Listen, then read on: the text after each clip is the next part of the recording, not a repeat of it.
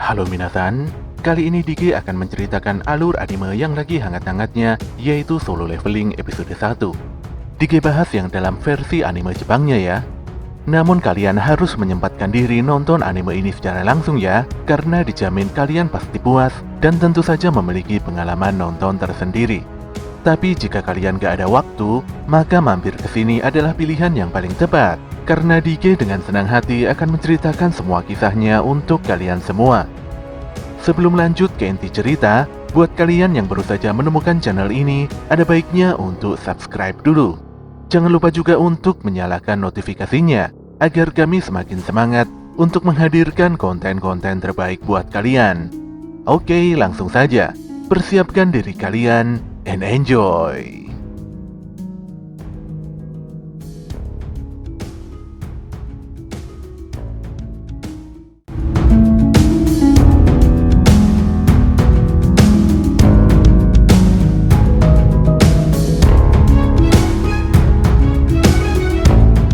Pada 3 tahun yang lalu, diperlihatkan banyak kapal angkatan laut yang tengah mengepung sebuah pulau tertentu.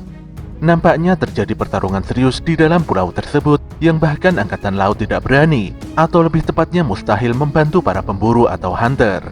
Bukan tanpa alasan, senjata para angkatan laut tersebut sama sekali tidak berguna dan bahkan tidak mampu melukai musuh. Mereka hanya bisa diam dan menunggu, serta menyerahkan semuanya pada para hunter. Di salah satu sudut pulau, seorang hunter nampak berlari kencang setelah memancing para monster semut merah keluar dari sarangnya. Lelaki ini pun berkumpul bersama guildnya untuk menghadapi kawanan semut merah itu.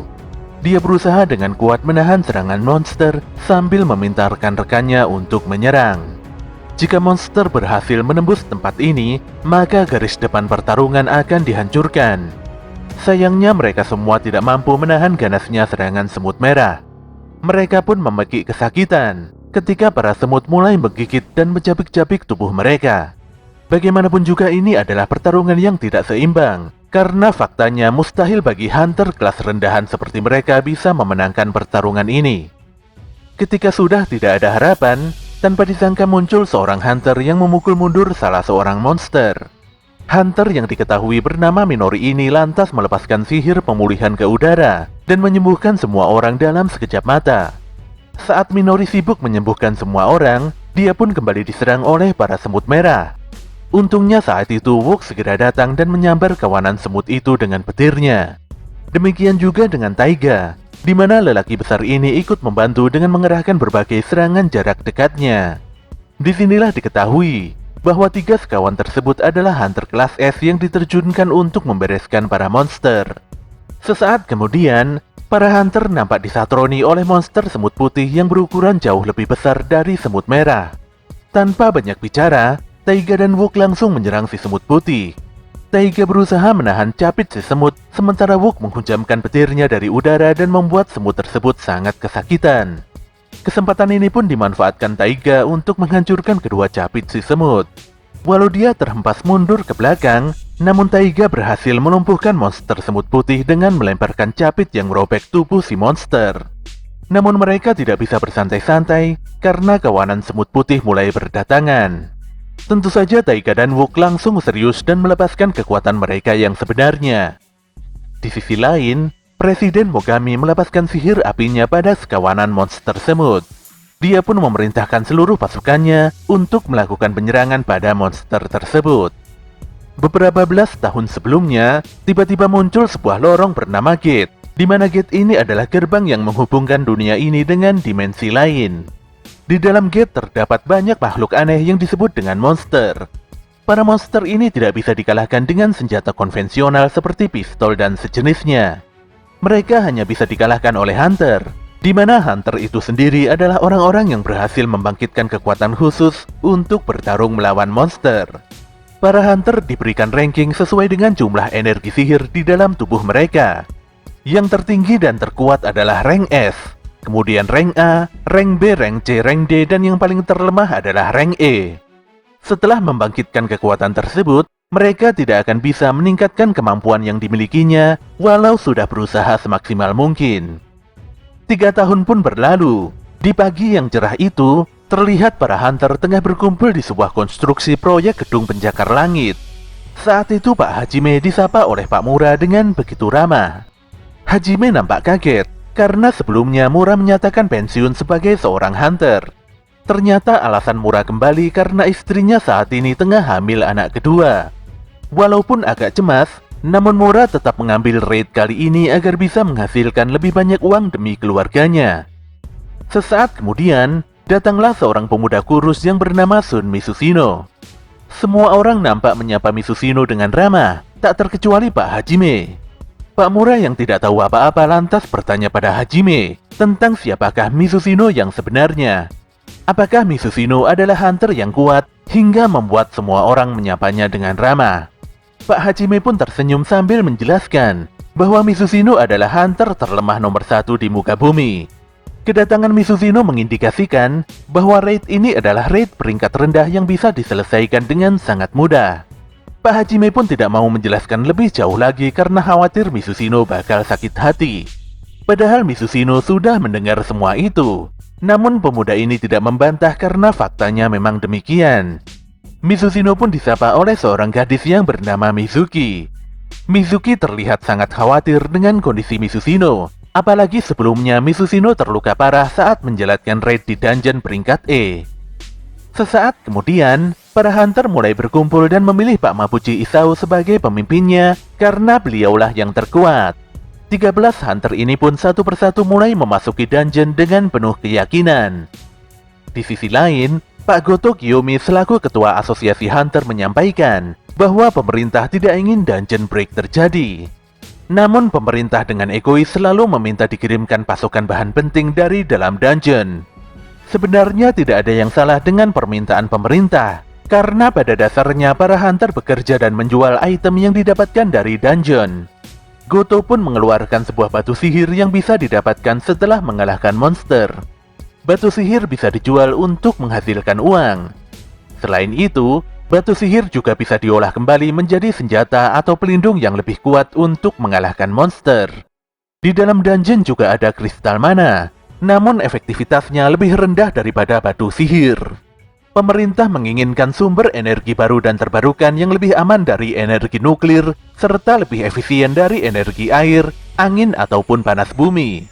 Bahkan mereka mengusulkan pembangkit listrik tenaga batu sihir dan kristal mana. Batu sihir ataupun kristal mana adalah sumber daya langka yang hanya bisa didapatkan oleh para hunter.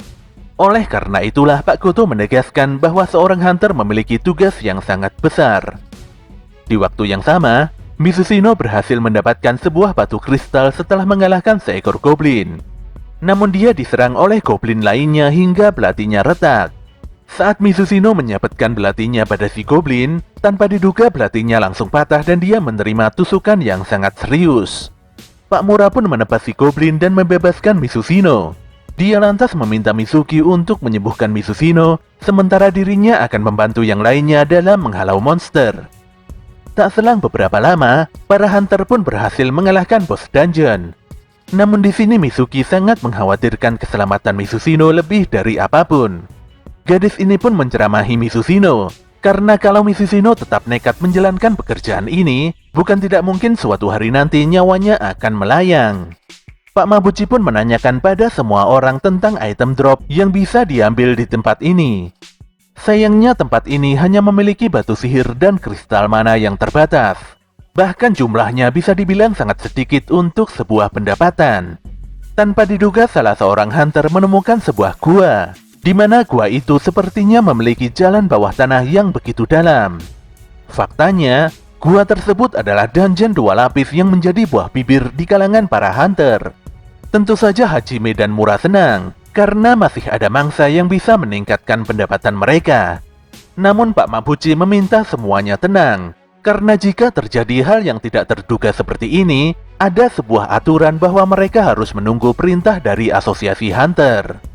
Sebenarnya Pak Mabuchi taat pada peraturan, namun dia memutuskan untuk melakukan voting karena ada sedikit perselisihan. Hasil voting pun imbang, di mana 6 orang memutuskan untuk masuk dungeon, sementara 6 orang lainnya tidak berkenan. Saat ini menyisakan Mizushino saja yang belum mengambil keputusan.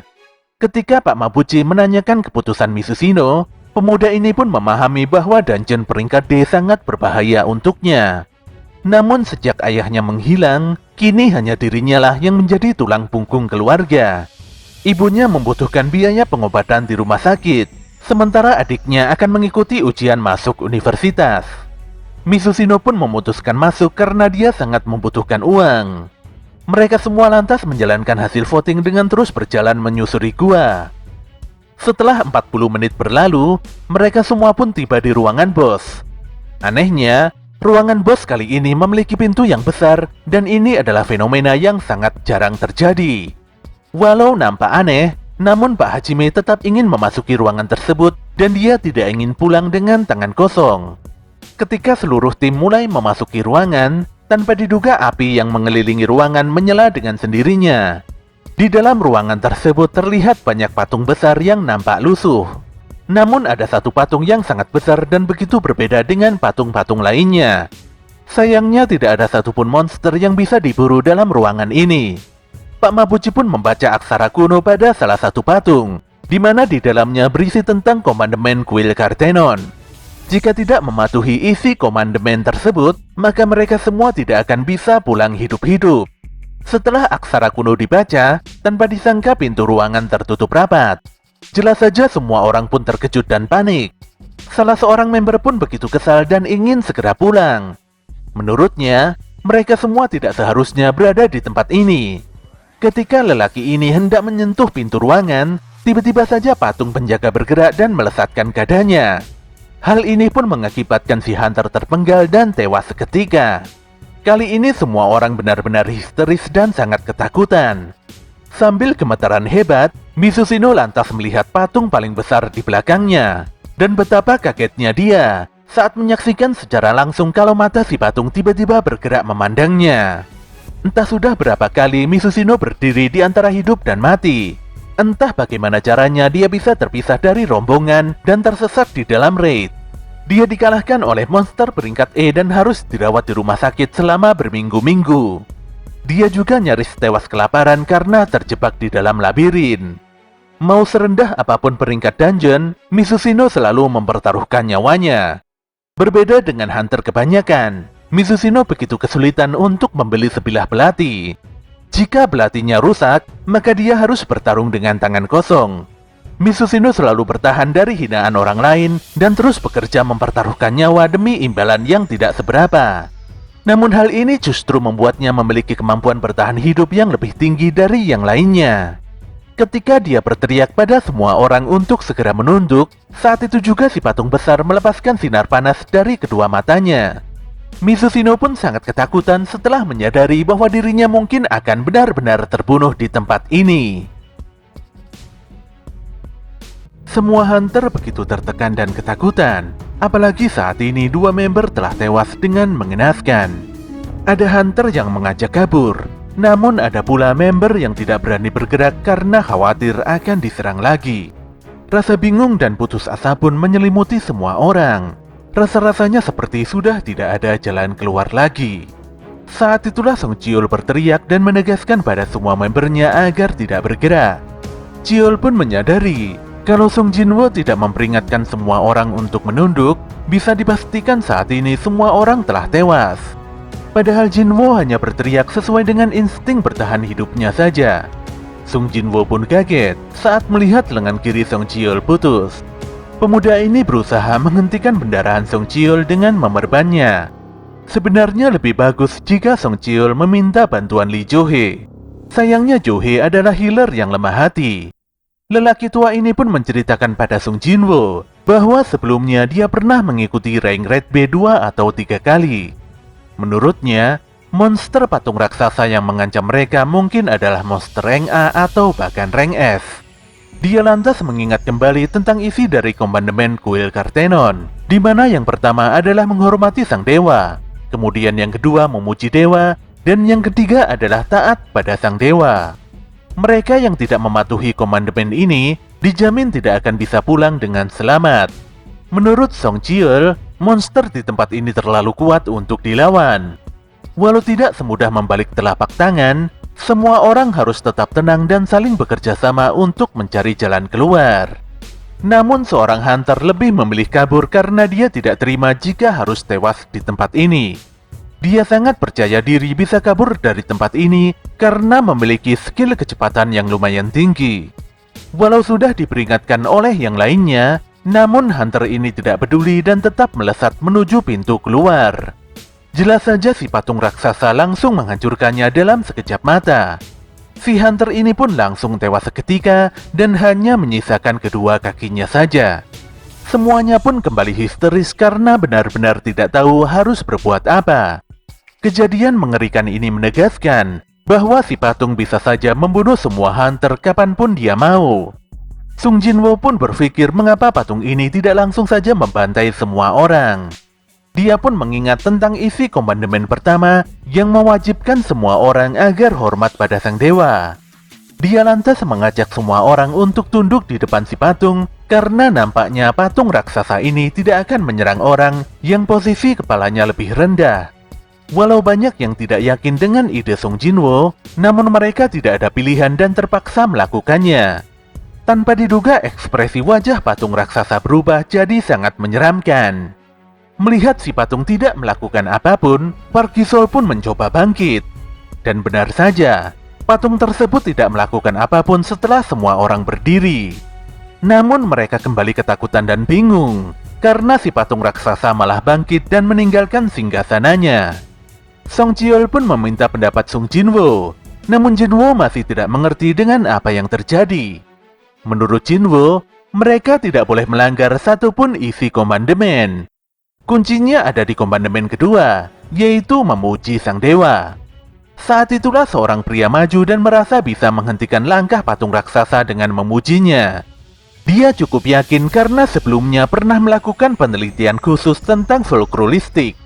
Walau langkah si patung sempat terhenti sejenak karena pujian dari pria itu, namun monster ini kembali menyeringai dan menggilas si pria tadi dengan kaki besarnya. Seorang gadis juga tewas diinjak karena tidak berusaha pergi menjauh. Song Jio lantas mengingatkan semuanya berpencar untuk memecah konsentrasi si patung. Park Gi-sol benar-benar tidak mau tewas di tempat ini karena anak dan istrinya tengah menunggu di rumah. Namun takdir berkata lain, di mana patung di belakang Park Gi-sol tiba-tiba bergerak dan membelahnya menjadi dua bagian begitu saja. Sambil terus berlari, Sung Jinwoo berpikir keras tentang maksud dari pemujian sang dewa. Dia lantas melihat semua patung di sudut ruangan, di mana selain membawa senjata, ada patung lain yang membawa instrumen musik. Tanpa pikir panjang, Jinwoo menyampaikan pada semua orang agar mendekati patung yang membawa instrumen tersebut. Dan benar saja, setelah didekati, patung tersebut secara otomatis memainkan instrumen musiknya. Sayangnya patung-patung itu tidak akan memainkan musiknya jika didekati oleh dua orang. Sung Jinwoo pun meninggalkan Lee Jo-hye dan berusaha lari menuju patung instrumen lain. Dia pun terus dikejar dan hampir diinjak oleh si patung raksasa. Namun bukannya mendekati patung dengan instrumen, Sung Jinwoo malah mendekati patung dengan perisai besar. Jelas saja si patung langsung menghujamkan perisainya untuk menghabisi Sung Jinwoo. Untungnya Jinwoo masih sempat menghindar walau dalam kondisi yang benar-benar buruk. Dia pun merayap mati-matian untuk mendekati patung instrumen terakhir. Ketika si raksasa hendak menginjak Sung Jinwoo, tanpa diduga patung terakhir memainkan suaranya.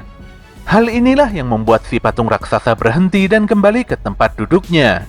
Jo-hye pun sangat terperanjat ketika melihat kaki Sung Jinwoo putus akibat serangan patung perisai. Tentu saja gadis ini berusaha menyembuhkan Sung Jinwoo walau tidak ada gunanya. Kini yang tersisa hanyalah 6 orang saja. Kim Sang-sit turut prihatin dengan kondisi Song Cheol yang kehilangan lengan kirinya. Namun Kim malah menyalahkan Song Cheol karena telah mengambil keputusan sembrono.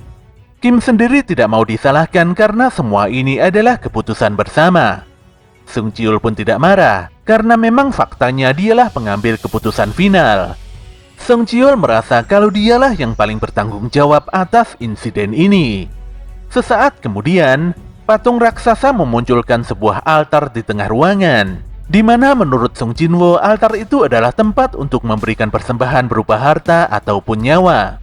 Tanpa banyak bicara, Kim Sang-sik langsung mengarahkan pedangnya pada Sung Jiul dengan maksud agar beliau berjalan mendekati altar. Sung Jiul pun menuruti kemauan Kim. Ketika Sung Jiul dekat dengan altar, tiba-tiba ada api jingga yang menyala. Sung Jinwo pun meminta tolong pada dua rekannya untuk mendekati altar.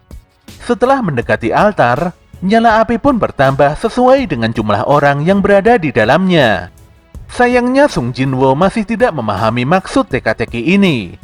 Dia lantas meminta Kim dan Jo Hee bergabung ke tengah agar bisa mengetahui kelanjutan dari isi komandemen ketiga. Kini api jingga menyala sejumlah 6, dan altar langsung mengaktifkan api berwarna biru di luar api jingga tadi. Saat itu juga gerbang pintu ruangan terbuka lebar. Namun semua orang tidak berani keluar karena khawatir ini adalah jebakan. Ketika api biru padam, tanpa disangka patung bersenjata mulai aktif dan mendekati altar. Setelah memastikan situasinya, Jinwo meminta pada semuanya untuk tidak menutup mata dan terus menatap para patung yang mendekat. Jika mereka menutup mata, maka patung akan bergerak dan melakukan serangan. Namun seorang hunter wanita tidak sanggup untuk terus membuka matanya. Dia lantas berteriak menutup mata sembari berlari keluar gerbang. Sung Jinwo pun sadar bahwa api yang berwarna biru akan menghilang seiring dengan berjalannya waktu. Sementara api berwarna jingga akan padam ketika ada orang yang berhasil kabur dari ruangan. Tak selang beberapa lama, seorang lelaki yang membantu Sung Jinwo juga ikutan kabur karena tidak tahan dengan situasi saat ini. Kondisi ini pun membuat Kim Sang-sik bimbang dan ingin segera menyusul si lelaki tadi. Namun Sung Jinwo meminta pada sisa orang yang ada agar tidak bergerak dan terus menatap patung jika ingin selamat. Dia menjelaskan tentang api biru dan jingga, di mana jika api biru padam maka mereka semua pasti selamat. Namun Kim memiliki pandangan lain, yang mana setelah api biru padam, ada kemungkinan mereka semua masih terjebak di dalam ruangan ini. Sejujurnya Kim Sang-sik tidak menyangka kalau Sung Jinwo lebih banyak membantu walau dia adalah yang terlemah. Bahkan semua orang di sini masih selamat berkat Sung Jinwo. Meski demikian, Kim Sang-sik memiliki keluarga yang menunggu kedatangannya di rumah. Dia pun menangis seraya mengatakan kalau dirinya masih belum mau mati. Kim lantas membuang pedangnya sambil meminta maaf, dan setelahnya lelaki paruh baya tersebut lari keluar dari ruangan. Saat kondisi sudah tidak memungkinkan, tanpa diduga Sung Jiul meminta Sung Jinwo dan Lee Jo Hee pergi dari tempat ini. Sung Jiul cukup yakin kalau gerbang tidak akan tertutup selama ada satu orang yang tinggal di dalam ruangan ini. Namun Jo Hee tidak bisa menggerakkan kakinya karena energinya terkuras habis saat menyembuhkan Sung Jinwo. Disinilah Jinwo meminta Sung Jiul untuk keluar bersama Jo Hee, karena hanya Sung Jiul lah yang bisa bergerak dan menggendong Lee Jo Hee. Jinwo pun menitipkan kristal yang didapatkannya pada Jo Hee, dan dia berjanji nanti akan menemui Jo Hee kembali. Sung Jiul pun memukul Jo Hee hingga pingsan, karena sebelumnya Jo Hee bersikeras untuk menolong Sung Jinwo. Sung Jinwo pun bersyukur akhirnya Sung Jiul dan Jo Hee berhasil menyelamatkan diri. Saat ini nyala api biru masih tersisa 2. Sung Jinwo lantas mengambil pedang milik Kim Sang-sik guna melawan para patung bersenjata. Namun dia tidak sanggup melakukan perlawanan sama sekali karena musuh benar-benar sangat kuat. Dia pun kehilangan lengan kanannya dan sangat tidak berdaya. Walaupun Sung Jinwo adalah hunter super lemah, namun dia ingin sekali menjadi lebih kuat walau hanya sedikit. Serangan demi serangan terus diterima Jinwo, dan untuk kali ini insting bertahan hidupnya sudah tidak ada gunanya. Api biru pun tersisa 1. Namun hal itu tidak menjamin keselamatan Sung Jinwo. Sung Jinwo sangat kesal pada orang-orang, khususnya yang mencari keuntungan dan pembenaran atas dirinya sendiri. Padahal Sung Jinwo juga memiliki keluarga dan dia juga mau pulang dalam keadaan hidup-hidup. Pemuda ini pun dibantai habis-habisan dan dijatuhkan tepat di atas altar oleh patung bersenjata. Darahnya pun meluber memenuhi altar. Dia membenci dirinya sendiri yang sangat munafik dan terlalu naif. Dia pun menyampaikan banyak harapan, jika saja seandainya masih memiliki kesempatan hidup sekali lagi. Salah satu patung pun menebaskan pedang besarnya pada Sung Jinwo, Dan bersamaan dengan itu, api biru terakhir pun ikut padam. Anehnya, saat itu muncul sebuah notifikasi tentang quest rahasia, yaitu tekad orang lemah. Sung Jinwoo pun dinyatakan lolos kualifikasi sebagai seorang player. Jika dia menolak quest tersebut, maka jantungnya akan berhenti dalam waktu 0,02 detik. Tentu saja Sung Jinwoo langsung menerima quest atau notifikasi tersebut dengan memilih yes. Setelah menentukan pilihannya, Sung Jinwoo pun langsung mendapatkan notifikasi kembali yang menyatakan bahwa dirinya telah menjadi seorang player. Anehnya, Jinwoo seperti baru saja bangun dari mimpi buruk dan dia menemukan dirinya berada di dalam rumah sakit. Selain itu, kondisi tubuhnya nampak baik-baik saja, padahal sebelumnya dia sangat yakin kalau tubuhnya tertebas di dalam dungeon. Sedetik kemudian, nampak dua orang datang menemui Sung Jinwoo. Yang pertama adalah Wo Jinchul, yaitu manajer departemen pengawas dari Asosiasi Hunter. Sementara satunya lagi bernama Kang Taisik, yang bertugas sebagai inspektur atau pengawal. Sung Jinwoo pun jadi bertanya-tanya tentang apa sebenarnya yang membuat orang penting dari departemen pengawas secara langsung datang menemuinya. Disinilah Jinwoo agak kaget setelah mendapatkan penjelasan dari Wo Jinchul kalau dirinya tidak sadarkan diri selama 3 hari. Dia lantas menanyakan bagaimana kabar Song Cheol dan juga Lee Jo-hee. Wo Jinchul pun menyampaikan kalau Song Cheol telah kehilangan salah satu lengannya, dan hal tersebut mungkin membuat Song Cheol pensiun sebagai seorang hunter. Sementara Lee Jo-hee mengalami trauma tingkat berat, dan dia sedang mengikuti terapi penyembuhan diri. Melihat kondisi Jo-hee, Asosiasi Hunter tidak yakin kalau gadis tersebut akan melanjutkan profesinya sebagai seorang hunter. Jinchul melanjutkan, hanya 6 orang yang berhasil keluar hidup-hidup dari insiden dungeon 2 lapis. Hunter memang pekerjaan yang sangat berbahaya, namun tragedi seperti dungeon 2 lapis benar-benar sangat jarang terjadi. Setelah menerima laporan dari para korban yang selamat, Asosiasi Hunter langsung bergegas menuju TKB bersama Guild Harimau Putih. Namun di TKB mereka hanya menemukan Sung Jinwoo yang tergeletak begitu saja dan tidak sadarkan diri. Mereka tidak menemukan satupun petunjuk tentang kuil Kartenon ataupun patung besar seperti kesaksian para korban. Dengan muka serius, Wo Jinchul pun bertanya pada Sung Jinwoo, apakah Jinwoo mengalami kebangkitan untuk yang kedua kalinya? Pertanyaan Jinchul membuat Jinwoo tersentak. Pemuda ini pun berpikir kalau jumlah kekuatan seorang hunter telah ditetapkan ketika mereka bangkit untuk pertama kalinya, dan hal tersebut tidak akan berubah untuk selama-lamanya. Namun terkadang ada anomali, di mana seorang hunter bisa saja mengalami kebangkitan kedua, dan kebangkitan yang kedua ini membuat hunter tersebut jadi lebih kuat, serta bisa menjadikannya hunter peringkat A atau S. Sung Jinwoo pun jadi bersemangat, dan dia menanyakan pada Wo Jinchul serta Kang Taisik, dirinya ada di ranking berapa setelah kebangkitan yang kedua.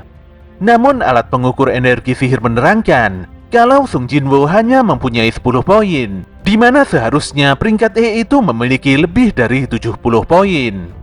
Setelah menyadari kalau Sung Jinwoo adalah manusia biasa, Wo Jinchul pun meminta maaf dan segera pergi begitu saja. Namun Wo Jinchul sebenarnya masih mencurigai Sung Jinwoo. Bagaimana hunter peringkat rendahan seperti Jinwoo bisa bertahan hidup dalam insiden dungeon 2 lapis? Dia pun melaporkan pada Go Gun-hee kalau Sung Jinwoo tidak mengalami kebangkitan yang kedua. Nampaknya kasus kali ini benar-benar sangat membingungkan. Bahkan Asosiasi Hunter sendiri belum pernah mengalami kasus aneh seperti ini. Pak Go pun memutuskan untuk mendaftarkan kasus kali ini sebagai permasalahan anomali dan akan meminta seseorang untuk menyelidikinya lebih lanjut. Kembali pada Sung Jinwoo, di mana dia merasa kecewa karena tidak memiliki kekuatan tinggi pasca kebangkitannya yang kedua. Namun anehnya, Jinwoo menemukan layar notifikasi sistem yang muncul di pandangannya. Dia pun merasa kalau hanya dirinya lah yang bisa melihat notifikasi tersebut. Dia lantas mengingat tentang detik-detik sebelum ajalnya, di mana notifikasi itu tiba-tiba muncul begitu saja. Sedetik kemudian, tiba-tiba adik Sung Jinwoo yang bernama Sung Jinah datang menjenguknya. Gadis ini pun marah-marah karena Jinwoo benar-benar membuatnya cemas. Bagaimana tidak, Sung Jinwoo selalu saja pulang dalam keadaan babak belur setelah bekerja. Jika terjadi hal buruk, Jinah mengancam akan berhenti sekolah dan mulai bekerja. Hal ini dilakukannya agar Jinwo tidak perlu bekerja lagi sebagai hunter. Jinwo pun hanya bisa tersenyum dan meminta maaf. Dia juga mengalihkan pembicaraan dengan membahas layar notifikasi di hadapannya pada adiknya. Perkiraannya pun benar adanya, di mana Jinah tidak bisa melihat notifikasi tersebut. Setelah meyakini kalau kakaknya baik-baik saja, Jinah pun berpamitan untuk keluar bersama temannya. Sung Jinwo berusaha mempelajari notifikasi sistem di depannya, yang nampaknya mirip sekali seperti notifikasi game. Notifikasi sistem ini membantu perkembangan player, namun jika ada player yang tidak mengikuti arahan, maka player tersebut akan dihukum. Jinwo lantas memeriksa quest hariannya, yaitu pelatihan untuk menjadi kuat. Quest tersebut meminta Jinwo untuk melakukan push up, sit up, dan squat sebanyak 100 kali. Selain itu ditambah lagi dengan lari sejauh 10 km. Jika tidak berhasil menyelesaikan quest harian, maka ada hukuman yang menantinya. Sung Jinwo pun mengabaikan notifikasi sistem dan merasa kalau quest ini hanyalah guyonan belaka. Ketika waktu menunjukkan tepat jam 12 malam, notifikasi sistem tiba-tiba berubah dan memberikan hukuman pada Sung Jinwo karena tidak berhasil menyelesaikan quest hariannya. Saat itu juga Jinwo pun terkejut karena ada gempa hebat, dan setelahnya dia tersadar di hamparan gurun pasir yang luas. Sung Jinwo berpikir kalau dirinya tengah bermimpi. Namun dia langsung sadar setelah membaca notifikasi bahwa ini adalah hukuman yang harus diterimanya karena mengabaikan quest. Dia pun harus bertahan hidup dalam waktu 4 jam agar terhindar dari ganasnya gelabang padang pasir raksasa yang sangat beracun. Tentu saja Jinwo langsung lari tunggang langgang supaya tidak terbunuh.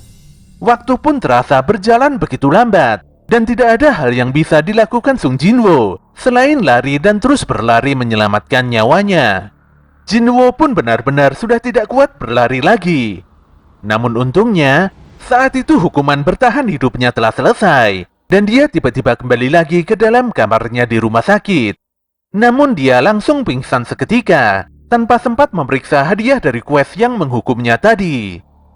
Pada keesokan harinya, Lee Jo-hee mendapatkan panggilan untuk mengikuti raid karena ada gate peringkat D yang muncul di wilayah Hapjeong beberapa waktu lalu.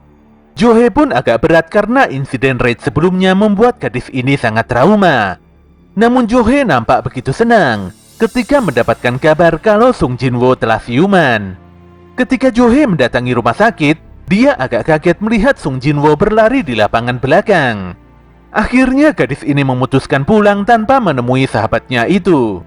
Tidak terasa 4 hari berlalu, dan Sung Jinwo selalu rutin menjalani quest hariannya. Dia menyadari, walau notifikasi di hadapannya seperti game, namun itu bukanlah halusinasi. Jika berhasil menyelesaikan quest, dia akan mendapatkan 3 hadiah.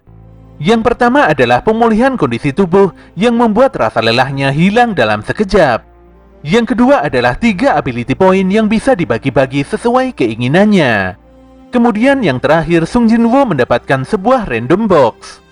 Hari ini boxnya berisi sebuah kunci, padahal sebelumnya Jinwo hanya mendapatkan barang yang kurang berguna seperti pulpen atau plester.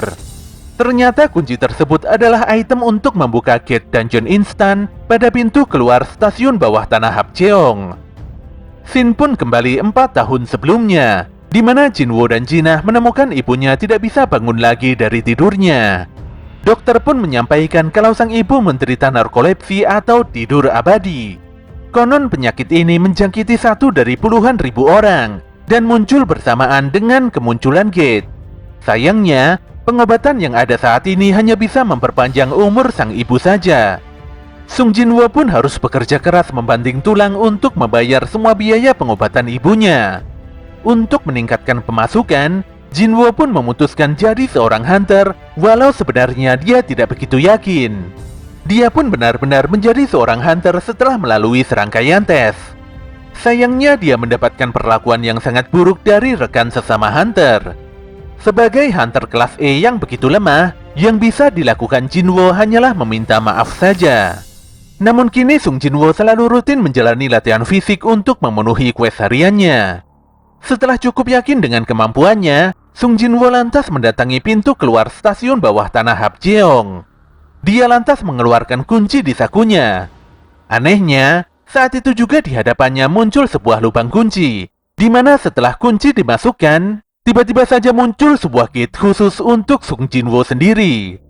Tanpa banyak berpikir, pemuda ini pun langsung memasuki gate dungeon instan di depannya. Namun dia sangat kaget setelah menyadari kalau pintu keluar dungeon tertutup secara otomatis. Padahal sebelumnya dia berencana kabur jika terjadi hal-hal yang tidak diinginkan. Notifikasi pun menunjukkan kalau Jinwoo memang tidak bisa keluar dari dungeon sebelum mengalahkan bos dungeon atau menggunakan batu teleportasi. Sung Jinwoo jadi sangat bingung. Bagaimana caranya dia bisa menyelesaikan dungeon, sementara dirinya adalah hunter kelas E yang sangat sulit mengalahkan monster. Pun demikian, Jinwoo sudah tidak ada pilihan lain selain mengalahkan bos dungeon sendirian. Dia lantas menyusuri dungeon semakin dalam untuk menyelesaikan misinya. Ketika Jinwoo tiba di koridor sepi, tanpa diduga muncul 3 ekor goblin yang langsung menyerangnya. Dengan berbekal belati kecil, pemuda ini pun berusaha sekuat tenaga untuk melawan ketiga monster tersebut. Tanpa diduga Sung Jinwoo bisa memanfaatkan momentum dan menusukkan belatinya tepat pada salah satu goblin. Dia juga berhasil mengalahkan kedua goblin lainnya, walau hal tersebut membuatnya harus berguling-guling di lantai. Jinwoo benar-benar sangat senang karena latihannya selama beberapa hari ini berhasil membuatnya jauh lebih kuat dari sebelumnya. Namun dia tidak bisa bersantai-santai, karena saat itu juga muncul seekor serigala atau Lycan bergigi baja yang langsung menghancurkan belati kecilnya. Jinwoo merasa kalau Lycan ini sangat berbahaya dan jauh lebih kuat dari 3 goblin sebelumnya. Parahnya, di saat genting begini Jinwoo tidak bisa menggerakkan kedua kakinya. Ternyata pemuda ini masih belum sepenuhnya sembuh dari insiden trauma sebelumnya. Walau begitu gemetaran, untungnya Jinwoo berhasil menghindari terjangan si Lycan. Namun demikian dia menyadari kalau dirinya akan benar-benar tewas jika terluka di tempat ini.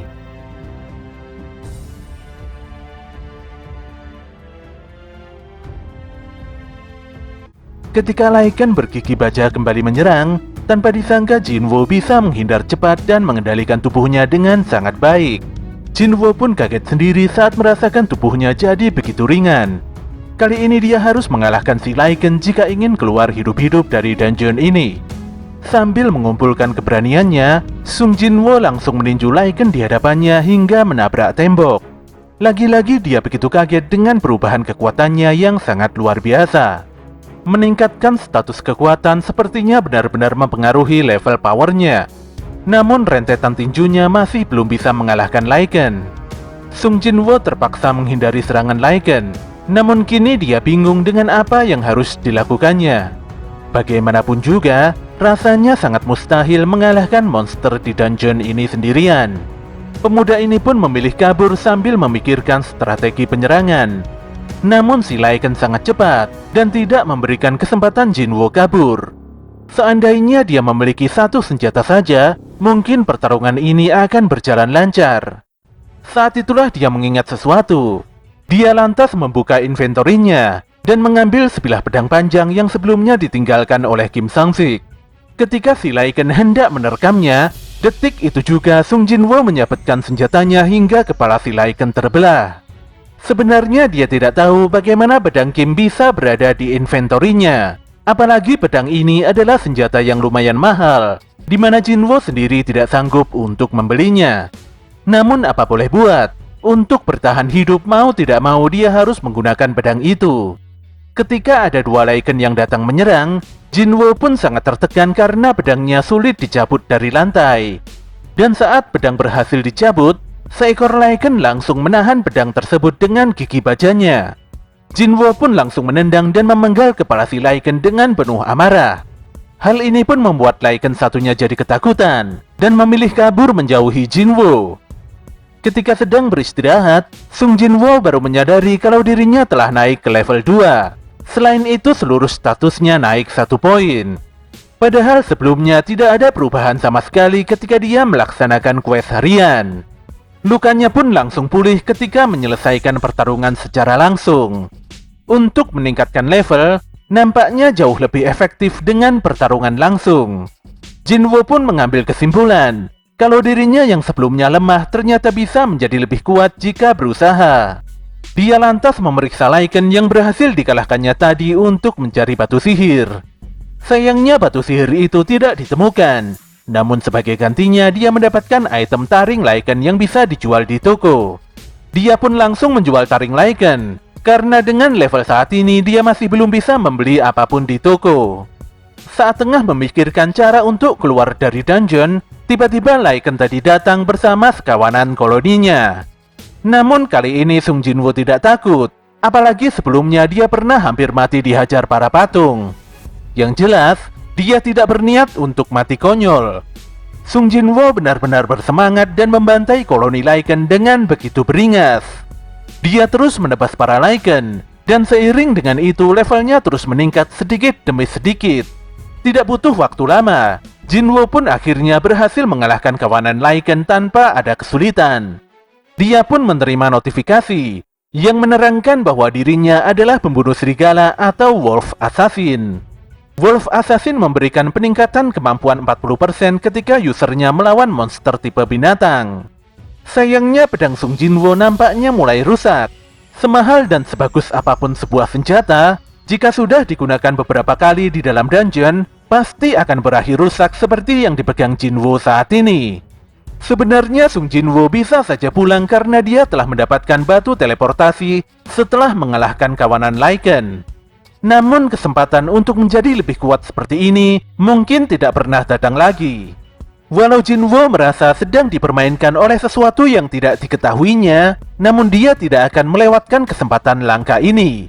Dia pun menyimpan batu teleportasi di dalam inventory dan tetap mengikuti alur seperti bidak di dalam permainan. Di sisi lain, Lee Jo-hee mendapatkan panggilan kembali dari Asosiasi Hunter yang mengabarkan kalau saat ini tengah terjadi dungeon break. Saat ini Asosiasi Hunter sudah mengumpulkan hunter lepas untuk menangani masalah ini. Hanya saja jumlah healer yang ada masih belum cukup. Jo-hee pun langsung memenuhi panggilan tersebut. Dia merasa bersalah karena sebelumnya tidak mengikuti raid, sehingga mengakibatkan dungeon break seperti ini. Oke, kita kembali lagi pada Sung Jinwoo, di mana pemuda ini terus membantai monster dan meningkatkan kekuatannya. Seiring pertarungan yang dijalani, level Jinwoo pun terus menanjak ke atas. Semakin tinggi levelnya, Jinwoo jadi lebih mudah mengalahkan para monster. Warna huruf para monster pun berubah putih, di mana warna putih tersebut merupakan monster yang lemah. Untuk warna oranye kekuatannya kurang lebih sama dengan Jinwoo. Namun jika warna merah, itu menandakan kalau monster yang dihadapi sangatlah kuat. Lycan yang sebelumnya berwarna merah, kini berubah menjadi putih. Itu artinya Sung Jinwoo sudah bertambah semakin kuat. Namun bulu kuduknya langsung berdiri ketika hendak menuruni anak tangga ke lantai paling bawah. Instingnya pun mengatakan kalau di bawah sana terdapat monster yang sangat kuat. Jika harus melanjutkan pertarungan, sepertinya pedangnya tidak sanggup bertahan. Walau sudah mengetahui resikonya, tapi Sung Jinwoo tetap melangkahkan kakinya menuruni tangga stasiun. Sesampainya di lantai dasar, Jinwoo merasa merinding karena tempat ini begitu gelap dan tidak seperti stasiun kereta. Tanpa menunggu waktu lama, seekor monster langsung datang dan menyerangnya. Jinwoo pun sangat terkejut karena pedangnya patah dalam sekali serang. Monster ini pun menunjukkan wujudnya yang ternyata adalah ular yang sangat besar. Ular taring biru Kasaka ini memiliki warna huruf orange yang tentu saja kekuatannya setara dengan Sung Jinwoo. Jinwoo pun menilai kalau monster ini adalah bos dungeon. Dengan pedang patahnya, mau tidak mau Jinwoo harus mengalahkan ular taring biru Kasaka ini. Fisik monster ini sangat tebal bagaikan zirah yang sulit ditembus. Sayangnya Jinwoo tidak tahu bagaimana caranya untuk melemahkan pertahanan sang monster. Dia pun dihajar habis-habisan dan dihempaskan ke sana kemari oleh monster besar ini. Saat ini yang bisa dilakukannya hanyalah berlari dan menghindar agar tidak menerima kerusakan yang lebih parah lagi. Jinwoo sadar kalau kekuatannya yang sekarang masih belum cukup untuk mengalahkan ular taring biru Kasaka. Jelas saja hal ini membuatnya sangat kesal. Harus sekuat apalagi dirinya agar bisa lepas dari hinaan dan ejekan orang lain. Dia pun mengingat pesan Pak Song Jiul di mana beliau sangat kesal dengan para hunter yang menghina Sung Jinwoo sebagai senjata terlemah umat manusia.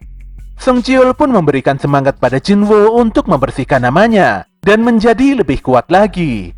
Pertarungan pun masih berlanjut, di mana Jinwoo terus didesak dan tidak memiliki kesempatan sedikit pun untuk menyerang balik. Walau sangat sulit, Jinwoo berusaha menyemangati dirinya sendiri bahwa yang lemah pasti akan ditindas. Dikarenakan kelemahannya itulah dia jadi diremehkan. Fakta ini pun membuatnya malu. Kepintaran dan cara berpikir tidak ada artinya jika dia lemah. Dia lantas memaksakan dirinya untuk menjadi lebih kuat. Dia pun kembali menantang ular taring biru Kasaka. Jika dibandingkan dengan monster patung kala itu, serangan taring biru Kasaka ini tidak ada apa-apanya. Jinwoo pun menyerang fisik sang monster walau dia paham betul kalau itu tidak ada gunanya. Walau senjatanya terpental, namun dia bertahan di dekat kepala sang monster. Hanya bermodalkan tangan kosong, Jinwoo berhasil menghancurkan fisik kuat ular biru Kasaka. Hal ini bisa terjadi karena Sung Jinwoo selalu fokus meningkatkan poin kekuatannya. Ular ini pun memekik kesakitan dan menabrakkan tubuhnya ke sana kemari agar Jinwoo melepaskan diri dari tubuhnya. Namun Jinwoo tidak menyerah dan terus menghancurkan organ dalam ular taring biru Kasaka dengan begitu brutal. Alhasil, ular taring biru Kasaka ini pun tidak bisa berbuat apa-apa dan mati begitu saja di tangan Sung Jinwoo. Setelah mengalahkan sang monster, Sung Jinwoo langsung level up sebanyak 2 kali. Pemuda ini pun senang setelah meyakini secara pasti kalau dirinya memang sedikit lebih kuat dari sebelumnya. Dia pun mendapatkan sebuah belati langka, di mana belati ini terbuat dari ular taring biru Kasaka. Hebatnya, senjata ini memiliki daya serang 2 kali lipat dari pedangnya Kim Samsik dan memiliki efek melumpuhkan serta pendarahan.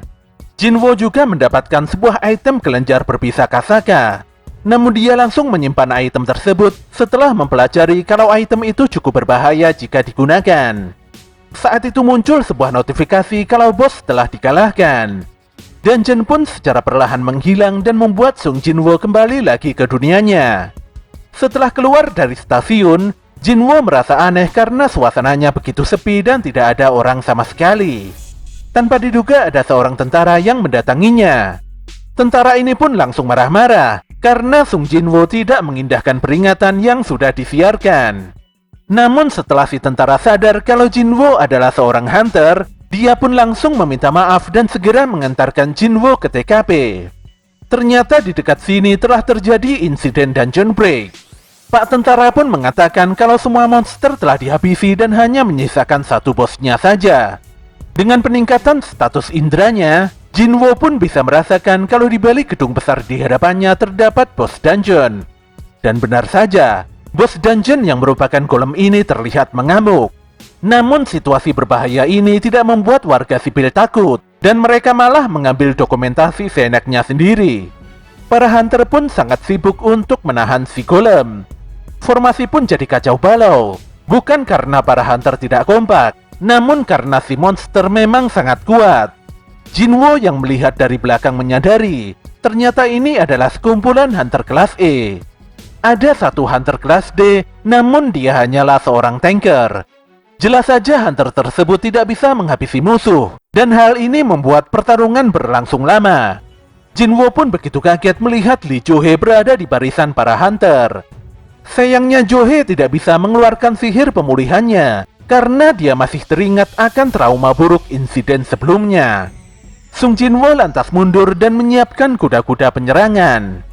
Bagaimanapun juga, golem ini jauh lebih lemah dari ular taring biru Kasaka. Jinwoo lantas melemparkan pedang patahnya dengan kuat hingga menghancurkan pertahanan si golem. Kesempatan ini pun dimanfaatkan para hunter untuk mengalahkan bos dungeon ini. Tanpa menunggu waktu lama, golem pun akhirnya bisa dilumpuhkan. Semua hunter pun sangat senang. Namun hanya si tanker seoranglah yang menyadari adanya sebuah kejanggalan. Bagaimana bisa pertahanan golem hancur? Padahal sebelumnya semua serangan tidak bisa melukai monster itu. Dia pun melihat sebuah pedang patah di tanah dan langsung bertanya pada seorang tentara siapakah yang melemparkan pedang patah itu. Pak tentara pun mengatakan kalau pedang itu milik seorang hunter di belakang. Namun Pak Tentara bingung, karena hunter yang dimaksudnya tadi sudah tidak terlihat. Disinilah si tanker jadi terkejut, setelah menyadari kalau ada seorang hunter yang memiliki daya serang yang luar biasa. Sung Jinwoo sendiri agak terkejut dengan kemampuannya. Namun dia berpikir positif, karena mungkin si golem sudah kehabisan HP setelah diserang sedemikian rupa oleh para hunter. Sementara itu Lee Jo-hee melihat punggung Sung Jinwoo dari kejauhan. Namun dia tidak begitu yakin sosok itu adalah temannya atau orang lain. Beberapa hari kemudian, para perawat di lingkungan rumah sakit terlihat begitu heboh dengan perubahan drastis Sung Jinwoo. Para wanita itu sangat mengagumi badan Jinwoo yang begitu keren. Namun beberapa dari mereka ada yang tidak tahu kalau sebenarnya Jinwoo adalah hunter kelas E yang biasa saja. Salah seorang perawat pun tidak mempercayai hal tersebut, karena perubahan tubuh seperti itu tidak mungkin didapatkan dalam waktu yang relatif singkat. Namun pandangan perawat ini langsung berubah, dan dia benar-benar sangat terperanjat ketika melihat tubuh Sung Jinwoo yang begitu atletis dengan mata dan kepalanya sendiri. Gadis ini pun tersipu malu dan bingung saat Jinwoo menanyakan ada keperluan apa dengan dirinya. Dia lantas menyampaikan kalau hari ini Jinwoo boleh keluar dari rumah sakit karena kondisinya sudah pulih sepenuhnya. Jinwoo pun segera pergi menuju resepsionis untuk menyelesaikan proses administrasi kepulangannya. Pada pagi itu juga, seorang presenter tengah mewawancarai seorang hunter kelas S yaitu Baek Yoon-ho yang disiarkan secara live di salah satu stasiun TV. Baek adalah salah satu hunter kelas S di Korea, dan dia selalu aktif memberikan kontribusi positif untuk negara. Sang presenter pun menanyakan tentang kegiatan sehari-hari Baek ketika tidak sedang menjelajah dungeon. Baek pun menjawab kalau dia selalu berlatih setiap hari dan selalu menempatkan dirinya dalam kondisi siaga.